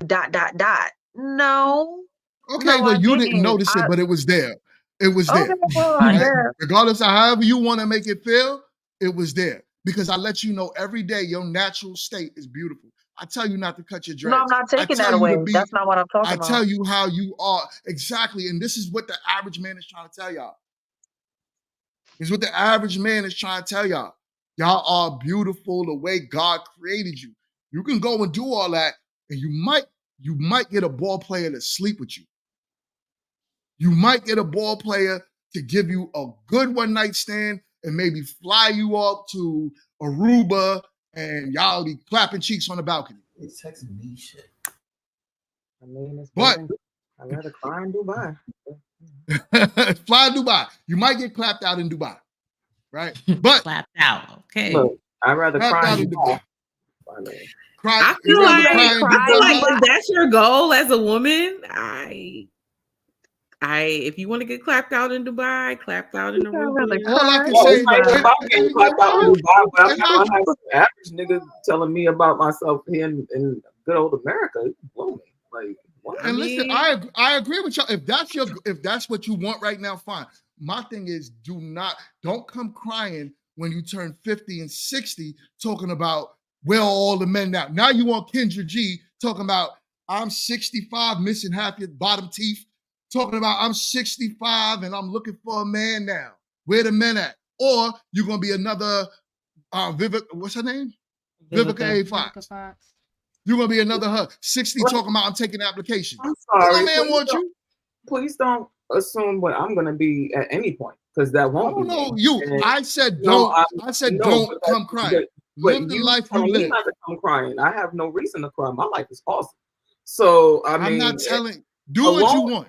And alone does not make you lonely. Like, that's the whole thing. Just because you're not attached to someone doesn't mean that you're a lonely person. Like, and that's a bad thing that men have this thing of, like, companionship is companionship. Like, it's a lot of people that are married and miserable. Like, I mean, I'm not like, no, are you losing it? Like, well, also, can I What about just like hop the life in that expectancy married of and men? happy. I mean, What about that? Please. Half the It's time, a great time to do Capital Week. You married and happy. I don't understand what the I feel like, and then I feel like you can't scare women into, like, I don't know. It feels like Y'all this missing thing, my like, point. I scare think y'all are women listening. into, like, oh, you have to do Y'all are this because the listening. average man Y'all wants are it. listening. I'm gonna just to say talk this. and I know not single listening to women. hear me. I know single women who have tons of community. They have tons of support. So I don't understand, like, this whole big thing of, like, you have to do this is the blueprint to get a companion or to get an average man. Listen, be Some happy people don't want alone.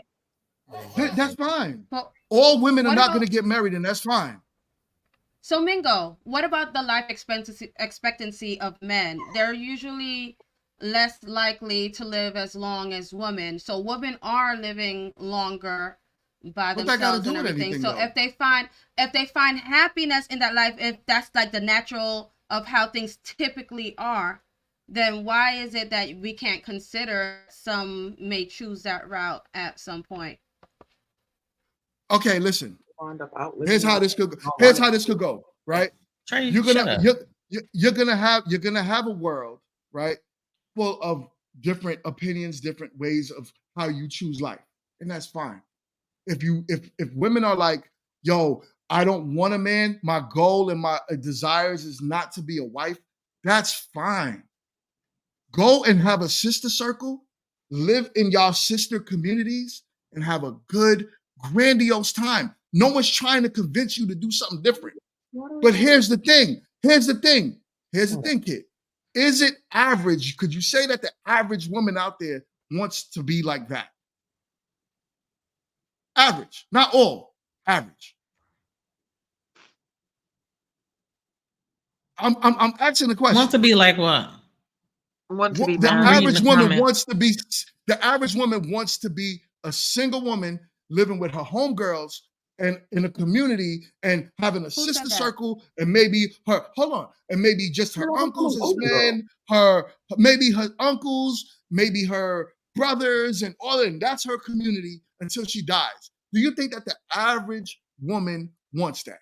No, I'm gonna No, answer it she'd for rather y'all. have her own Since y'all- place with her own space in her own peace, and she can tell people to come Right, and but go. you think that's what the average woman wants, or the average woman wants a family? Well, I think that for the most part, it just depends on, her journey.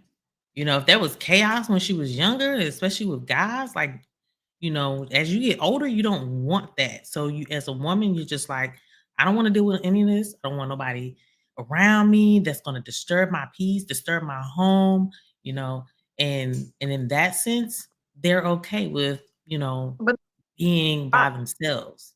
I understand what you're saying, Boombox, but I think that's coming from individualistic Yeah, it point of depends. view. Like I said, it But depends on as far I'm as talking about average, I think average. be it is safe average. to If say you most really sit women do around want to women, get married. especially when they get over a certain age, they're like, I don't want the chaos. Like if I meet a guy, fine, but he has to know what he want. Like they don't have time for the BS. Like Kit said, time is valuable. So they'd rather, if a guy knows what he wants, but just to be like, oh, are we gonna do this? Are we gonna get married? Like they don't want that. So they'll rather be by themselves than to deal with the back and forth and the drama of things. That's what I'm saying.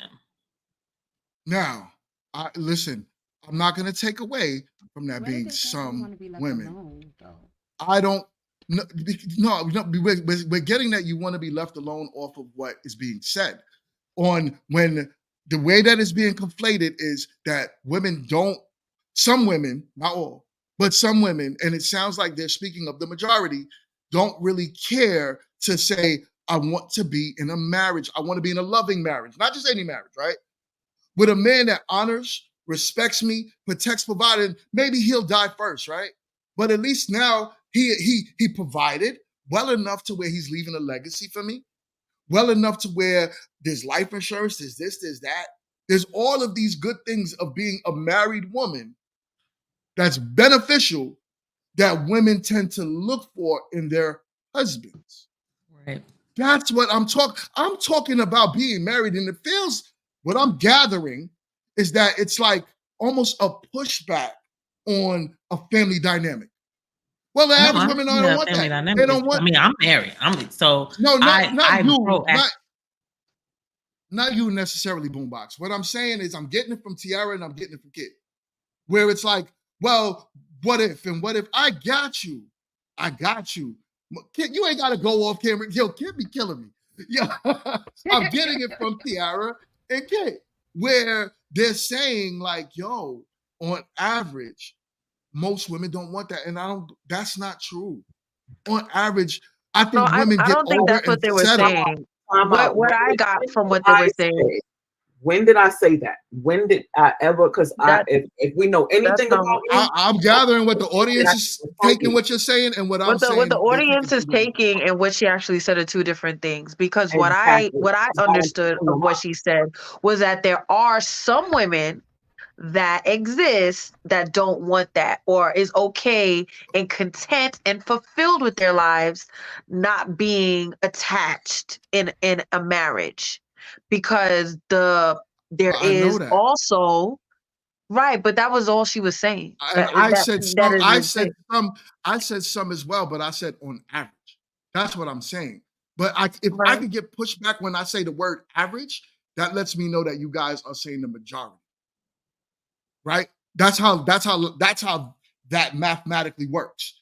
If I say average and you guys are saying but, then you're giving me pushback on what most women want.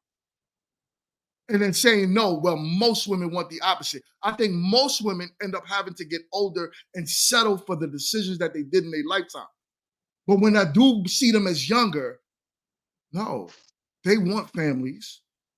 They're on all these dating shows, dating websites, looking for men, fighting 3 or 4 women for the same man because they want a man.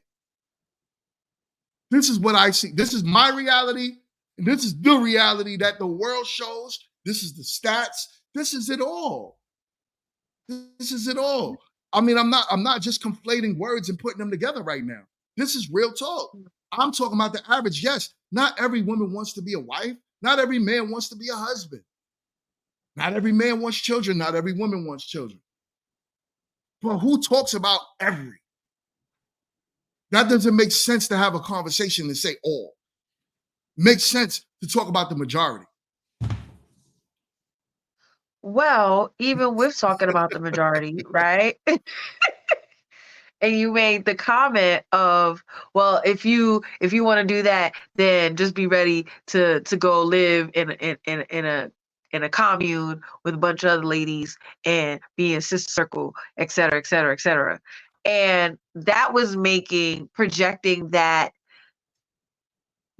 could possibly be Kit's reality, which, like, she said she good on her end. So it's like you took a conversation or subject matter of talking about the average, right? And then you made it from, we're talking about a generalization, into a specific. You specified it because it's like, this is what your outcome is going to be if you have this ideology, which that doesn't necessarily mean that 1 + 2 ain't equaling 4 in that equation. That doesn't necessarily have to be the I'm outcome. not saying I'm not saying in general that's going to be your outcome. But naturally, you don't have to necessarily live around a bunch of women. You can have men in your circle too. I said that. You can have your brothers, uncles, male friends, whatever. You can have that in your circle and not have intimacy, or just have a bunch of sex until the day you die. That's a lot of people's reality as well. And if you're okay with living that way, that's fine. I'm not here to convince anyone that don't want these outcomes to not have them. All I'm saying is live with it. Don't turn around later on and feel any type of way when, you're like, man, I wish. No one wants to hear it. No one's going to feel compassion or pity for you. That's all I'm saying. And maybe not Kit, maybe not, well, Tiara's a married woman. So, but maybe not Kit, right? Where it's like, yo, all right, well, I'm getting X, Y, and Z from my life outcomes, and I'm happy with it. And I'm happy with my life. And my life is going to be great as I grow older in age. That's fine. But I don't want, especially with me trying to push marriage on my channel, I'm not going to be here talking about how it's good to be apart. It's crazy. I'm trying to push how it is and how we could grow as families together. That's what I'm trying to do. That's the point of my channel. So I'm trying to say, if women are saying we don't need a man, okay, fine, you don't need a man, great. But a lot of women want a man. A lot of other women desire men. Talking about majority. Majority. I say a lot, I'm talking about the majority. Not all, but a lot. All right. I could tell Kit is getting frustrated with me. Is that No, no. the slow. I'm just slow- reading It's what I the slow rock. It's the I'm oh not even man. frustrated with anybody. Everybody's entitled to their opinion. It just really blows me when people try to throw their opinions on my life and assume But what I that's either have subjective, going your on life. or what I don't have. So I'm like, again, like if you want to push marriage and all of that greatness, by all means. I know of several great, happy, married people, loving, I'm looking at 2 right here on the show. I mean, it's amazing. But again, back to the topic at hand, because that's what I was talking about. I wasn't talking about me. I was talking about the topic. And the topic at hand was, when a woman goes out, whether she goes out with her girlfriends, whether she's on social media, no matter the case, you all always claim to want one thing, but garner energy to another. And I don't understand, because not every woman is going to be going to Harris Teeter or Food Lion looking regular in the hopes of finding a man.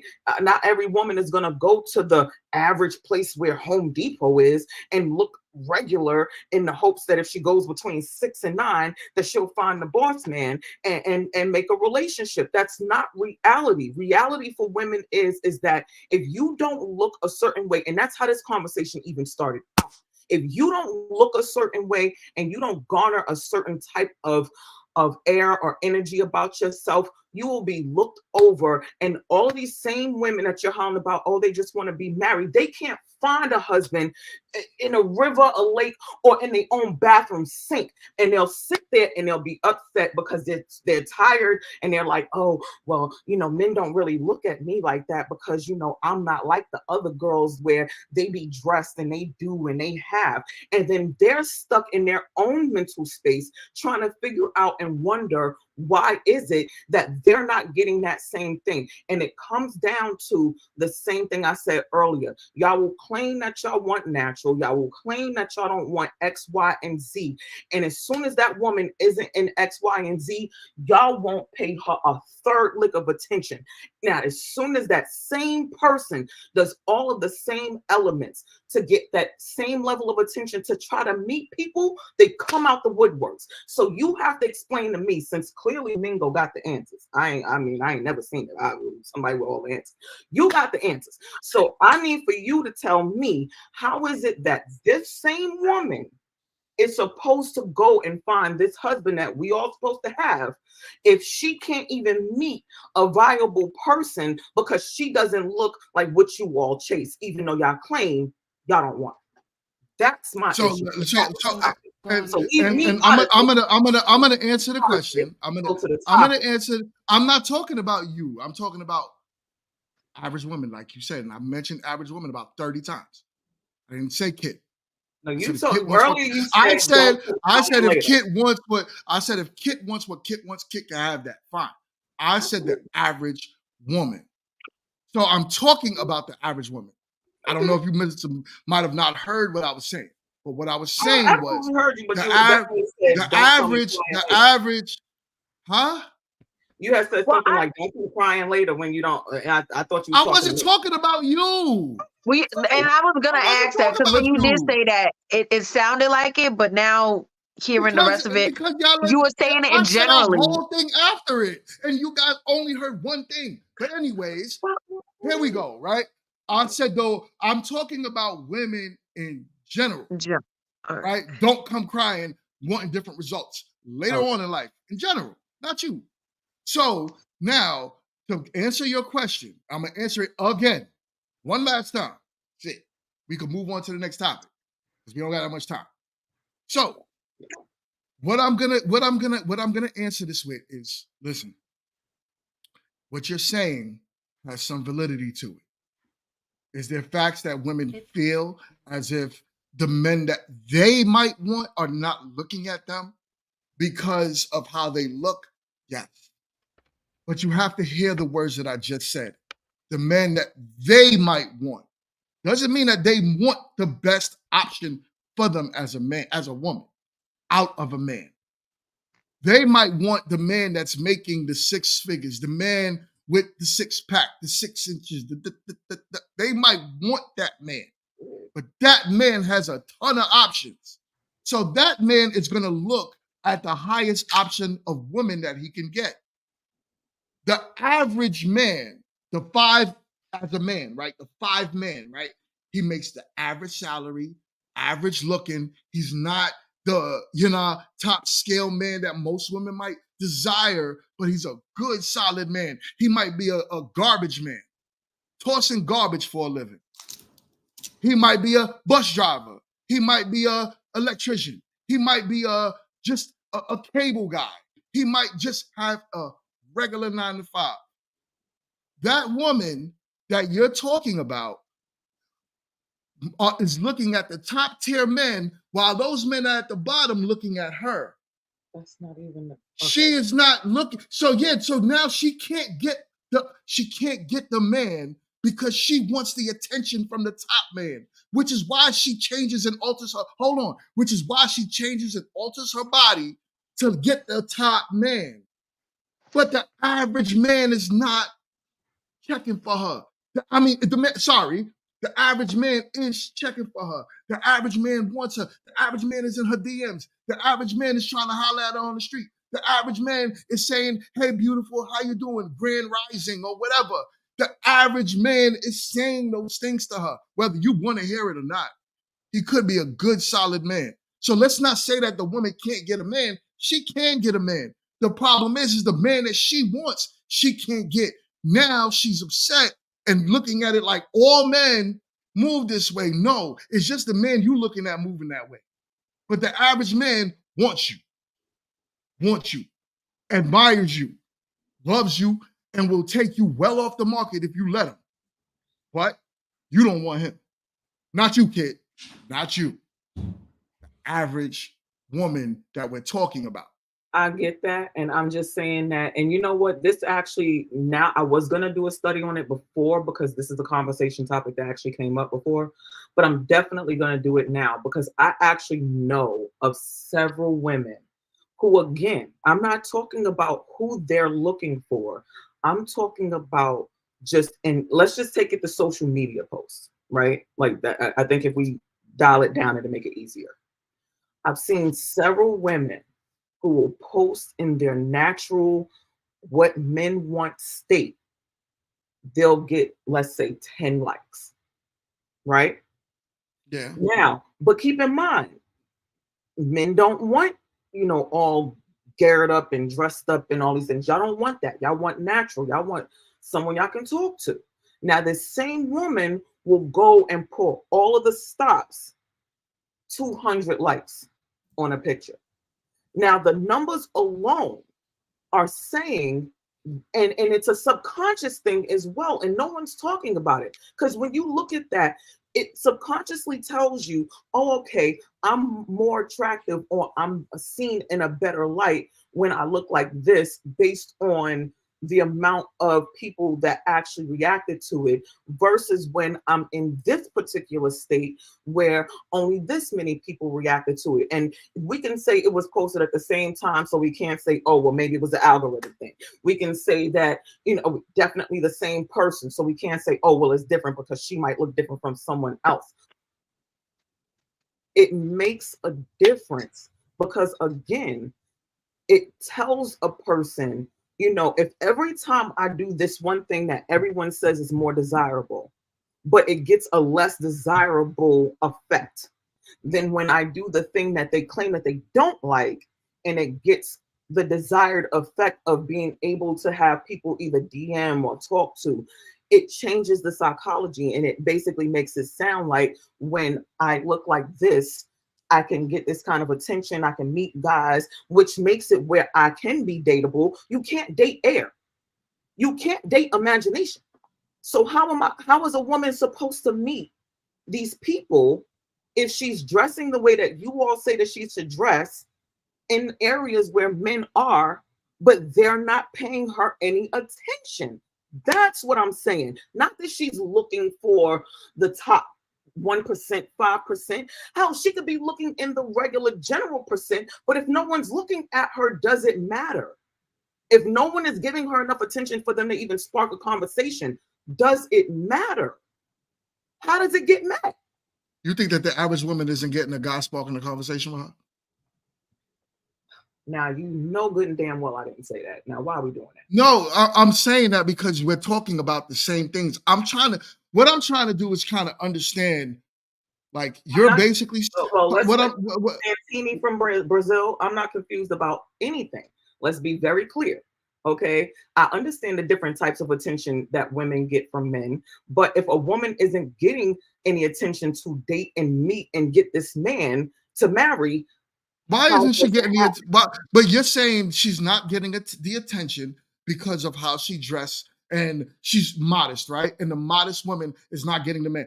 what I'm asking you is a very specific question. We're not talking about likes online. That's not real life, right? Go outside, touch grass. Not saying you, kid, you touch a lot of grass. You touch weed.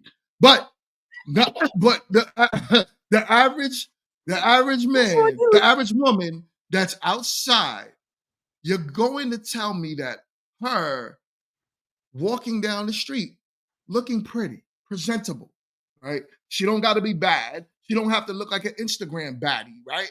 But just the average woman. You're going to say that the average, you guys just said you went outside in a bonnet and men was giving you attention. Because I look like a fried chicken. Okay. You look like what?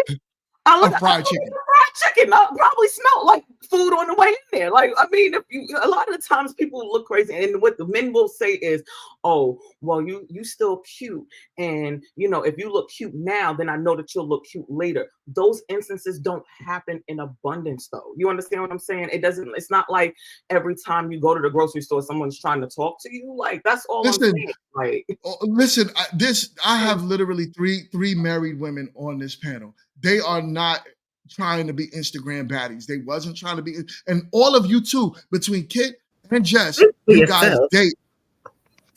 Okay, maybe you're trying to be an Instagram baddie. I don't know. I'm just playing. But Kit, you and Jess, you guys, I know for a fact that men talk to y'all. Absolutely. Right? Awesome. And you guys are not trying to be Instagram baddies. So what are you talking about when you're saying that? Right. What are you talking about when you're saying that men can't get these women out the air? Like women can't get these men out the air and they can't talk to themselves. The men are trying to talk to you. The question is, are you listening to them? Are you hearing them? That's what I'm saying. We're talking about the same things, but I don't believe you're really trying to hear what I'm saying. And what I'm trying to say is you are getting the attention no matter how you look. The problem is you're not looking at those specific men. Not saying you, not you, Kid. I got you. Oh my God. Average woman. I gotta say that with you, Kid. He's being clear. I gotta be clear with Kid. You ain't gotta keep going off camera, Kid. I'm trying to be clear with you that not you, but the average woman gets a lot of attention daily from men. The question would be, is it the man that she wants? I'm gonna post this on my page tomorrow because I'm not because it's like I'm one, you know me, Bingo. You know I can agree to disagree, I can mix and mingle it, it's no big deal. I really want to post this because it's one of those things where you have to put it in perspective, right? And I'm not a one-sided, one view kind of a person. I like to hear other views, hence me being here, but then also being able to see what it actually looks like. Because again, I need to know what grocery stores these people are going to and finding these people. Like, I have no problems. I'm fine. Again, like, we already know my. Not you, Kid. Let's get this. No one's talking about Kid. Well, we said we had to be clear, so I was just being clear behind your clear. So I don't think the girls are going just to the grocery stores. They're now joining the run clubs and stuff. Facetious, you know what I'm saying? Yeah. Mad Miles, all of that stuff. They go to Mad Miles to find them a man. Okay. Mad Miles, they ain't going to run. They going to run. I love you, Mad Miles. They're going where the men are. So this is what I'm saying. The average woman wants a man, and she is getting hit on by men. Men want them. I could guarantee you there's no woman in any one of y'all circles that's single that could say, I went outside and for a whole month, not one man talked to me unless she was a 2 or 1. Like I said, I'm going to post this on my page because I really want to hear from both sides because I feel like this happens to men too. I'm not even making it seem like it's just a woman thing. I feel like men, because I've even had men, I'm not even going to tell y'all what they told me, but it's definitely been hard for them as well. So, shout out men, to y'all. We have different problems. But real quick, we got enough time to touch one more topic. This was a good topic. And it lasted for a long time because we touched different facets of it, which was very. Kid, don't do it, Kid. which was good though, because it was able to touch many different facets of the conversation, and we were able to really deep dive into the thought process because I'm the only man on the panel on Tuesdays, so I'm trying to give the male perspective as much. Look, shout out to the audience who got his back for days. The audience got my back though. They got my back though. Yeah, we went down that Alice in Wonderland rabbit hole for a minute. I was like, ooh, let me out. Man. We were in there, wasn't we? Because I'm like, I didn't even know we can really go that deep here. Look, shout out to the fellas. I was at the tea party with the Mad Hatter and everything. Look, shout out to the fellas on the ladies show that's keeping our brother, held up in prayer. They've been funny tonight. I'm not gonna lie. I greatly appreciate the chat. You guys are awesome. Everyone in the chat, thank you for having my back. So we are going to move on to the next topic. Now, this topic is kind of wild, and we're gonna take a little deep dive into it. So let's get it. This is the cap of the week. Stop the cap. Stop the cap right now. Stop the cap. No.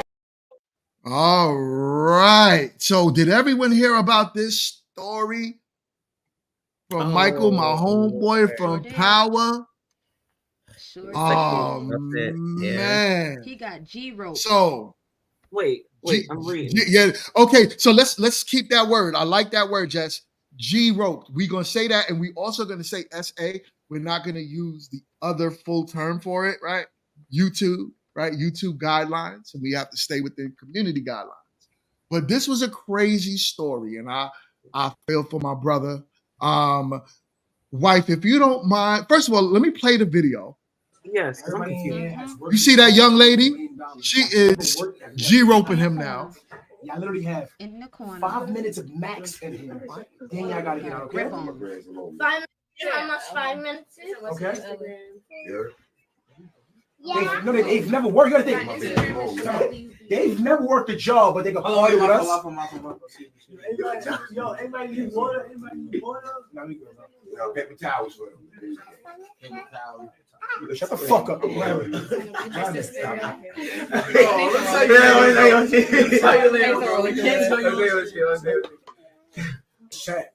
So he's trying to issue an apology right now. But I'm getting texts. The energy not even really an apology. Left. Like all that shit really made me like all those that shit really made me feel away. Because when people come, this is your crib. It's about hospitality. That means everything. Stop telling me to ignore it, because when I was trying to ignore it, y'all dick riders was spam. Everybody. All right. So let's get into real quick, wife, if you don't mind reading that for us. It says, at this point, everyone has seen the video circulating online. I'm still in shock and don't fully know how to process what happened last night. This is an unfortunate situation that I do not condone in any way. I can't take it lightly because I know I would be in serious trouble if the roles were reversed. The fact is, SA is never okay, regardless of gender or status. We're all human, and we should respect each other. Most importantly, we should always respect ourselves.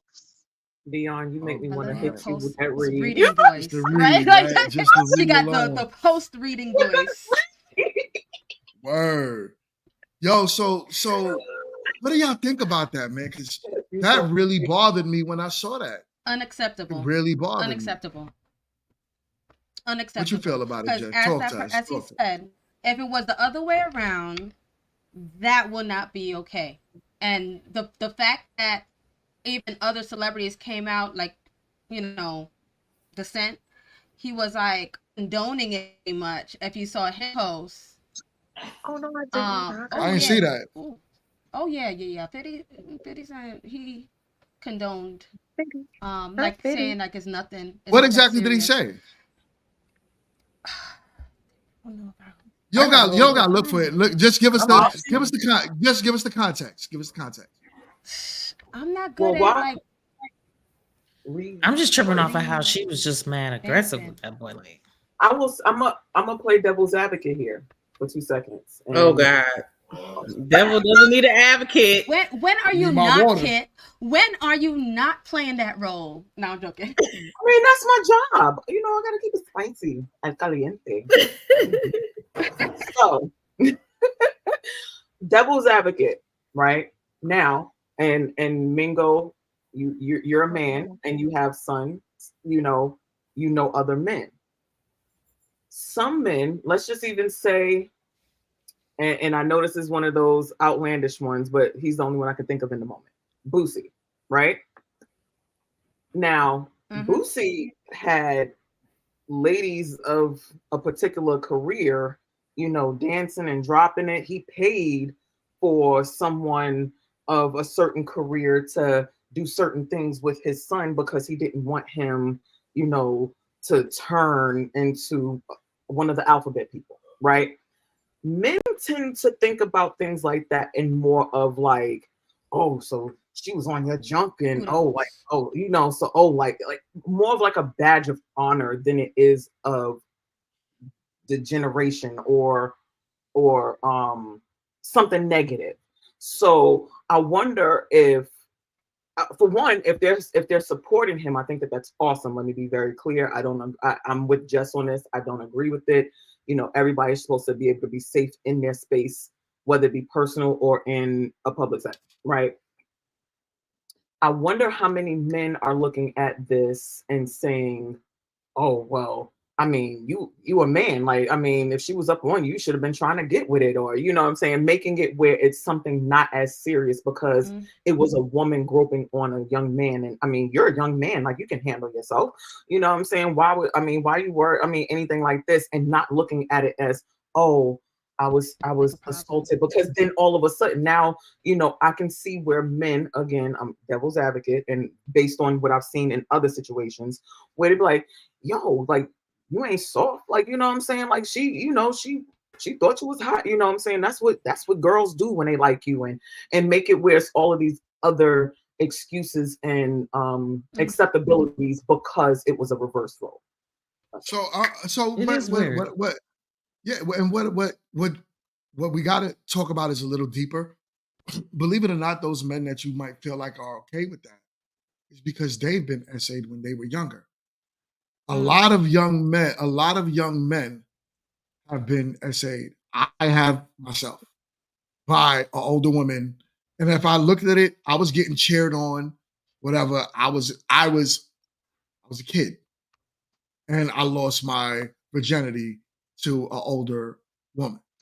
And it was okay back then, right? Men cheered it on, do it, because they also been through it as well. So when you see a person like 50, which I didn't see his comment, so I don't really want to speak on it, but when you see men cheering that on, it's usually something happened to them with older women that made it feel like it's okay. This is what men do. This is who we are. This is, but it's not. It's not, because men should have boundaries and limits as well that we don't want women to cross. And just as much as women should have boundaries that men shouldn't cross. It goes both ways. But just because of the society that we live in, women get a pass to their bad actions as opposed to men. Hands down, he was right. He would have went to jail. I'm sorry, Tiara. I really wish in his apology he just kept it about men's experience. Because how should I put it? I feel like this is men's mental health month. I didn't know that until like a couple of days ago. So this is not a perfect opportunity for us to uplift men in their mental health and when they're being essayed or the R word raped or anything like that. But what I wish he would have did was like kind of express how he felt in that moment, or other men who have experienced that. I feel like in his apology, bringing up if it was the roles were reversed, that person would be arrested. So if it was about women, it's not about women. It's about women being the perpetrator in this instance. You know what I'm saying? Like, I don't know how to explain it, but what I'm catching from a lot of the comments that transpired after the incident was like, you see, women are like yada yada, y'all are essaying just as much as men. I've been seeing a lot of opinions like that. But what I want the conversation to move towards is how can we support other men that are in these situations? What is the language we need to start to have for, or the support we need to have for the men that are essayed and raped? Because I feel like it's more focused on, I guess, women and their experience with SA and being raped, and us having that language to talk about that. But I would love to hear men express one support for each other. That's one big thing. And if I see other celebrities like 50 Cent or anyone saying like, hey, you should have took it, other men should tell him like, hey man, you should not tell him that, because we need to support each other in this. He did not feel comfortable in that situation. You know what I'm saying? So maybe I'm looking at it from an instance of what are the conversations happening between men when it comes to things like this, not necessarily what are women saying about it. Of course, we are going to support because of the extensive history, language we have behind those same essay and grape experiences. But I really want other men to start holding each other accountable for how you guys uplift each other when you are essayed and graped. I don't see that, or maybe I don't see that, but I just don't see there. Like how It's often there. do you even hear something like that? You know what I'm saying? Again, Mhm. Right. you don't really hear about it because go ahead. You won't. Y'all are right. You won't hear it that much. It's there, right? Because times are changing, right? More men are starting to speak up and say, yo, this is right and this is wrong. A lot of men are doing it more in the lines of like, well, if it was me doing that to you. So you're right about that, Tiara. A lot of men are doing that, right? Like, well, the only reason why I'm not okay with it is because if I did it to you, I would go to jail. Yeah, Right? and that's what I don't want to hear. I want to hear how you're going to support and uplift him. Well, the biggest support, each like, other. okay, right now the support is if you do scroll down those comments, there's a lot of men that saying that's wrong. It's wrong, it's wrong, it's wrong. She needs to go to jail. At most, that's the biggest support we could do. And it's to, as a, let's say his close circle of men need to bring him in like, hey, listen, I'm sorry you went through, right? Yeah, you could tell visibly he was uncomfortable. He was on the camera. He wasn't, he wasn't feeling that. Some might say he might not have been attracted to her. That's why, or whatever. But all in all, that situation, he was not comfortable with. And that's what mattered. So the fact of that is, me as a man, this is why I'm bringing it up on the show to show my support, right? To where it's like, all right, well, this is wrong. This ain't cool. And men should never experience that, period. I'm not even gonna bring women into this because women naturally go through that, right? Where it's like we all have the support when it comes to a woman. But when it comes to a man, most things are double standards. We don't get that kind of I've support. seen a lot of women support though with this situation. Mm-hmm. I've Yeah, seen a lot of women. Yeah, women will support. Women will do it. It kind of reminds me of. Oh, sorry. No, go ahead. It kind of reminds me of that instance where that guy who used to work for Tyler Perry, he was talking about his experience with being hit on or uncomfortable, being in uncomfortable situations. And I kind of thought of that same situation with this young man, Michael, because I'm like, okay, they were in similar situations. Well, not similar. I don't know if he was exactly SA'd or great, that other man, but like Michael, you were just afraid to talk about your experiences because of the lack of support that you thought you might get. And it turned out like a lot of people, specifically women, have been like giving, I think we have been giving men the language as well to talk about it, to say like, hey, that is not okay. And in my experience, when I did hear a man and a young man in my life, and I don't know if other women experience this on this channel or in this chat, but a lot of the guys that I've known and or dated, they have lost their V card very young, at 10, 11 years old, to 16, 17, 18, 19-year-old women. This is often. black true. boys. Mhm. If you have dated a black man in your life, I'm sure you have heard it once or twice throughout your life. That they have these similar experiences, and it took me personally to say that is not okay. Mm. You were preyed upon. That was a predator. Mhm. You were raped. You did not have the language to consent. You did not know what you were Mhm. doing. You thinking, oh, I lost my V card. I'm a man and I know what I'm doing. No, you don't. Your frontal lobe is not even nowhere near being developed at that age. You So can't you even can't process. even consent Even to process. anything at that Mhm. magnitude at that age.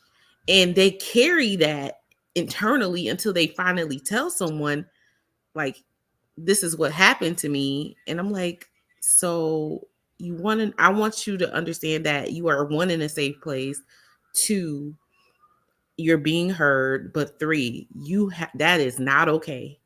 And that's nothing you need to teach Hmm. your children in the future. That is going to be okay. Like, no one should be doing any of those things in those manners to you without consent. And let's talk about consent and the age of consent. I know that gets a little murky because of laws, but in my opinion, you can't consent at those young ages to Nah, doing you anything definitely to that can. magnitude, You right? I definitely don't can. care what the law says, but in general, you cannot consent to that.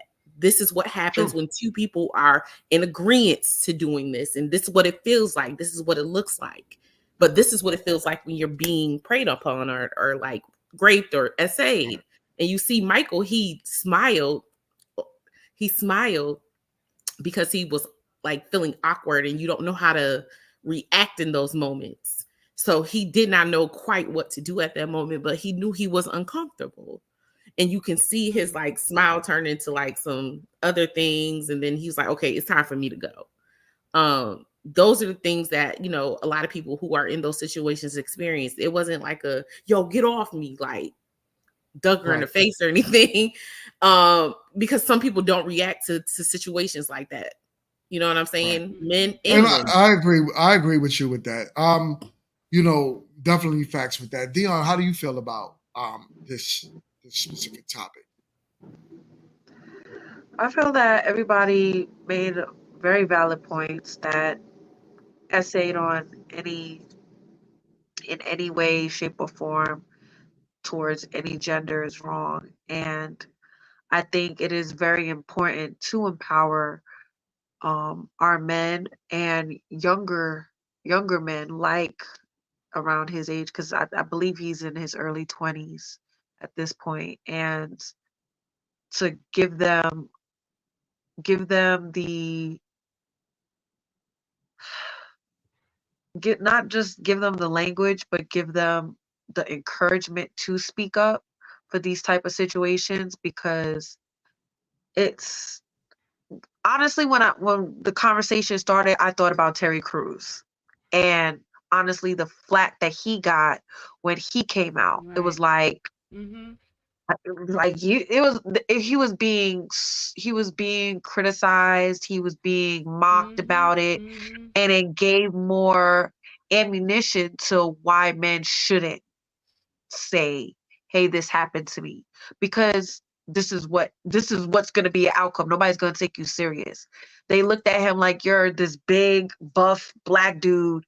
You're intimidated. How you going to say that you were uncomfortable when somebody approached you, or said, "Hey, let me do, if you do this, I'll give you this," you know what I'm saying? Or anything to that magnitude. So I think it's really important that we change the narrative of that and allow men specifically to give them the freedom and the autonomy to express themselves when unfortunately they deal with these type of situations. So it starts with us. It starts with us as black women to do that for our men, and also their their um their community of men as well, to say, "Hey, like, that's not right. If that happened to you, here are some steps, here are some things that you need to do, here's the legal route that you need to take, here's the mental health route you need to take, get therapy, do the work," because I feel like Unfortunately we're still living in that age where it is somewhat socially acceptable. Like men should just deal with it. Women can be victims, but men can't in those situations. And we need to change that narrative. I think a lot of And that is unfortunately, the society, they pick and choose who's considered a victim too, and Yeah. that's where problems arise. Because like What you gonna yeah. say, boo? people, if they may think, oh, they deserve it, or rather. Well, I was just gonna say that I think a lot of that is in the male community. It's like, oh, you did that. Oh, you let her do that. Like it's like you kind of big up big up it, and you just disregard that he may have been uncomfortable, in a lot of these scenarios. And so then once he matures or he gets with a girl that he really cares about, then he's sitting down and he's like, yeah, this happened and I really didn't like it, but and then so now he's doing the work to like Mm. reverse that trauma, and that's I a think it being lot on on, live, yeah, a lot to that helps. the male support. The males need to like realistically support each other better in these situations, because like with women, if we say, look, this happened, in a lot of cases, a lot more cases, because I do know, some women ain't hitting on a bag of bones, but we're going to show more support in the situation, hear you out, comfort you, let you cry on our shoulder, whatever. Do we need to go do a police report? Whatever it is that friend needs to do to get into a safer space. Women are more as accessible to their friends, and that like men, they're like, oh, what? Let that go. Even like with this girl, sometimes we can go back to the pretty privilege. Maybe he felt uncomfortable just because he may have not even just been attracted to her. And that could be why he's saying, I didn't like it. It's a lot of things when it comes to how men decide to speak on their feelings. And so sometimes it's like you gotta really look at your brotherhood and be like, look, we gotta fix this over here so that we won't have these problems. And females, like, I'm not saying that what she did wasn't wrong. Like, she definitely was wrong. But why would she just feel so comfortable to do that? Like, has she done it before? I don't like you're on live Oh, camera. Like, it's so so the weird. brother said, the brother was saying like she was starstruck, right? She hasn't been around any type of man like that. So the brother in low key was making excuses for her. It was like she was starstruck. She's never been around that before. A man like him before. So it's almost like, yeah, he said it was wrong. He was like, yo, she was bugging. But the reason why, and he gave a reason why, is because of his status. Okay, yeah, So we know for that the was fact, not true, because right? if Well, you And that for get the fact, happened. starstruck, you're gonna be like, "Oh, wait, can I?" but now, No, Because I think, that I happens a think, lot. Believe it or not, What I think grabbing? a You lot gonna of yeah, grab women, somebody's a lot of junk yeah. because women you're do starstruck? grab.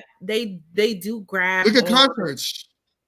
on men's parts, like because they're, I don't know if it's starstruck, but they feel like it's okay to like basically like male singers, for example.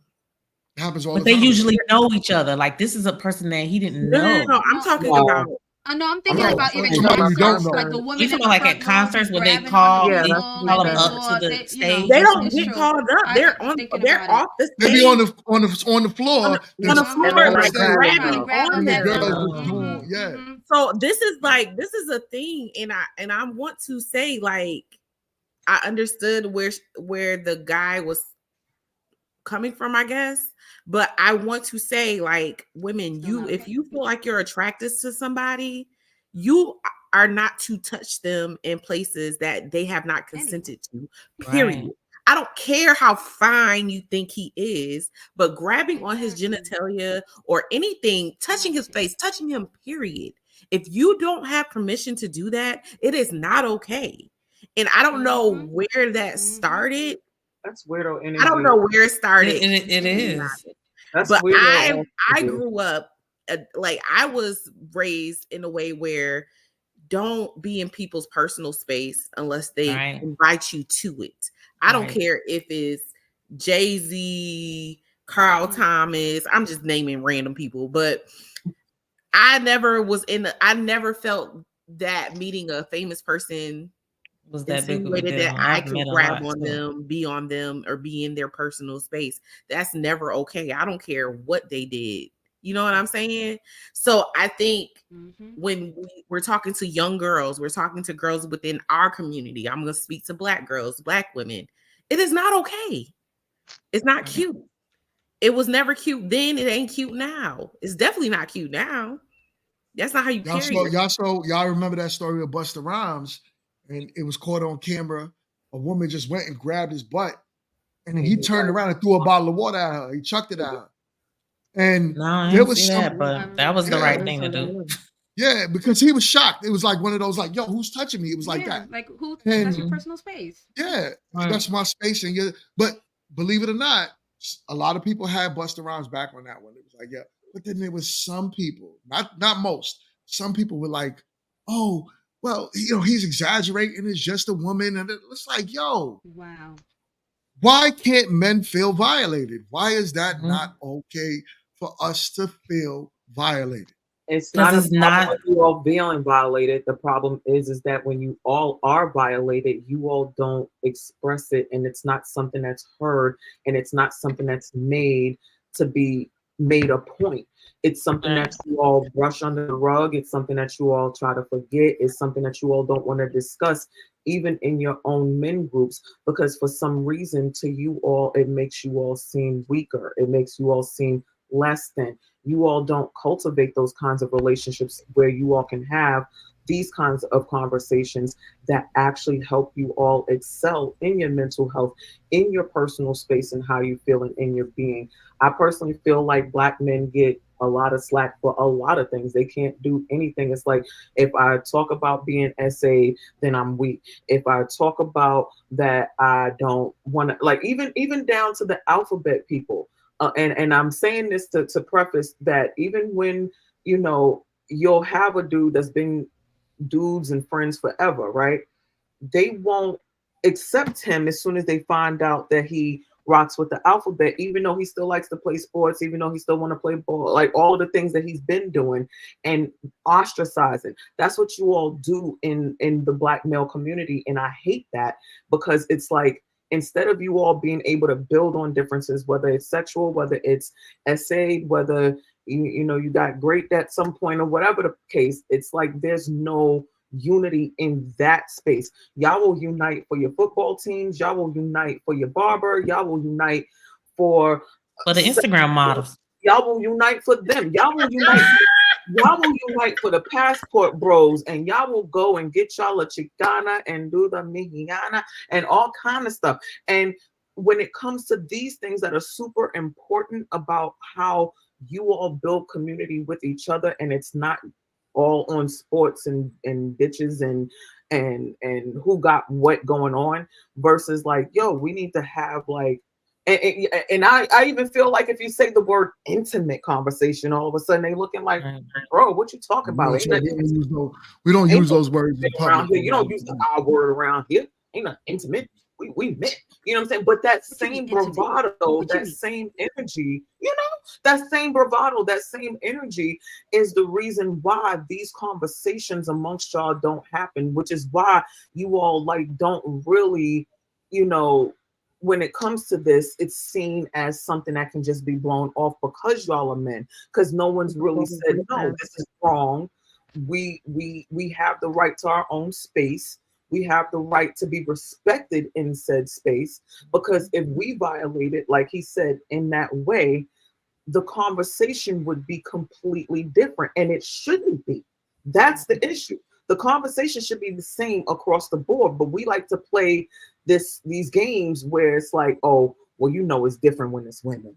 Oh, it's different when it's a man. Like, or even down to like, well, when men talk about sleeping with multiple women versus a woman sleeping with men, somehow she's pariah, but he's a man, so it's supposed to be a part of the conversations that need to be had as far as your things that matter to you all. You know what I'm saying? Because outside of talking to your woman or who are you expressing that to? Y'all are holding it in. Well, and it does.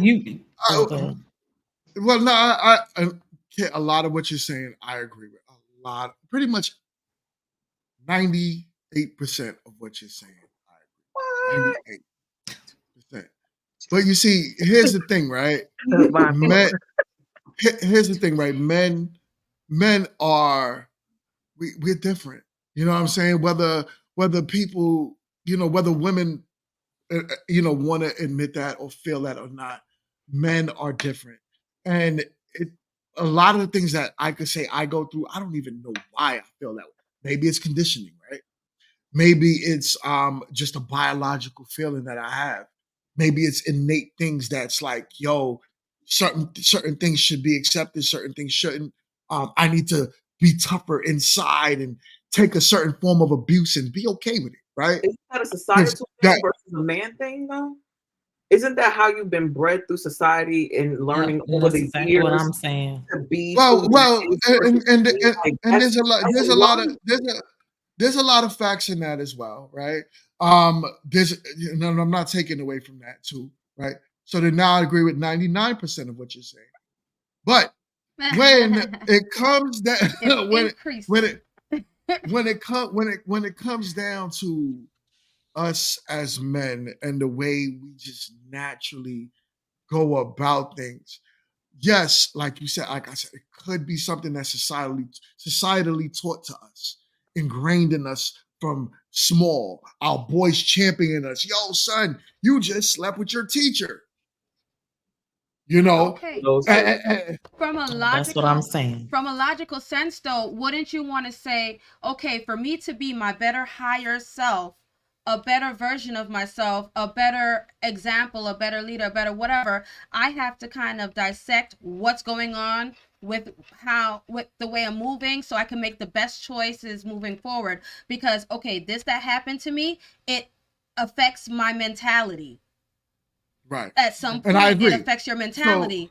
So you have to kind of use that. And how do you? So let me ask you this, Mingo, because as the man on the panel, right? And what we're saying is that we understand that y'all are different, but your difference is bred through indoctrination of things that aren't necessarily true, but things that you all have, accepted as truth. What do you all do as Black men, as leaders, as pillars that should be pillars in our community to lead? How do you all change the narrative? Because you don't have to stay who they told you are. You just have to be strong enough to go against the grain and bring a few people with you to start that new sense of it. And this is it, right? So exactly what we're doing today. Exactly what I do. Well, Sundays could be a little crazy, right? But exactly what we try to do and we try to accomplish on Sunday. Having conversations with men, having conversations with younger men, having conversations with your sons, right? Letting your sons know that it's not okay. That these things that I was taught and, that innate feeling that I have inside me, some things might be primal, but some things are just not okay. And if you're young, there's no way one second. There's no way that I would champion my son at the age of 11, 12, 13 to allow an older woman to touch him. Right? So as a man, I won't champion that. And I would teach other men to teach their sons the same thing as well. And it's mainly having the conversation. What you gonna say, But Jess? with your interaction with the men, a lot of men now, because you know you interact with a lot of men, y'all talk a lot and everything. Do you not see? Because this is something that I'm also seeing from some men, where they're not introspective, but they think that they know it all and they're the best, you know, to lead, and don't want to really listen to even other men's. Um, you even had this issue when you're talking to certain men, where they don't want to listen to instructions sometimes because they think they got it and that's it. They don't want to listen to anybody else. And then when you think you're the expert of it all, there's no room for improvement. Right. Right. I mean, sometimes it could be difficult talking to men, right? Because, like we said, sometimes men are bred to be a certain way, and they're bred to feel like, yo, who are you talking to? A lot of the men that I talk to didn't have strong male figures in their lives. So they were raised more off of emotions and how to feel about things and not how to not think with logic. So there was no man instructing them and sitting down with them and saying, son, listen to me. What you're doing is wrong. The way you're thinking is wrong. Giving them a hug, letting them know it's okay. You'll be okay. A lot of men, believe it or not, don't experience that. Right. So, of course, we're going to have a problem as those men get older and become the men that have to now lead or want to, quote unquote, be leaders. They don't know how to lead. They don't know what to do because there's no leadership that was ever taught to them. There was no guidance that was ever taught to them. No one ever told them how to protect and provide for their women.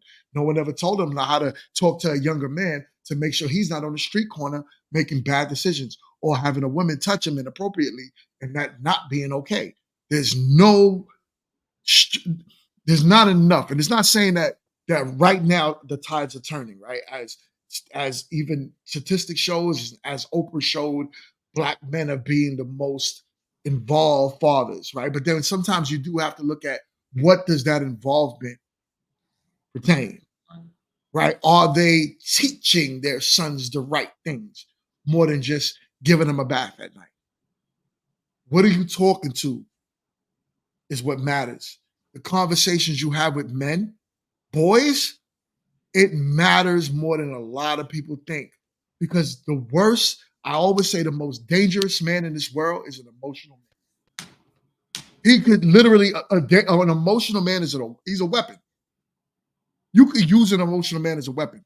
Go step on an emotional man's toes and see what happens. Everyone in the nightclub is in danger at that point. Everyone. Everybody I got to fight to prove my love. Right. You know what I'm saying? So, listen, this was a great topic. It is getting late and work. I have to go to work, ladies. But this was a great conversation. I enjoy it every week. We have to give a special shout out to everyone in the chat. And on top of that, we had our super chat from Matt. Thanks a million, my guy. Much appreciated, man. Please, y'all, grown woman talking. Stay in tune. This Sunday, I am going to do a men's panel. So it will be grown men talking for Father's Day because men need to talk to men, just like we were just talking about, right? So for Father's Day, stay in tune. Grown men talking. I will see y'all on the next one, ladies. You should let me moderate. Peace. Nah. No. No.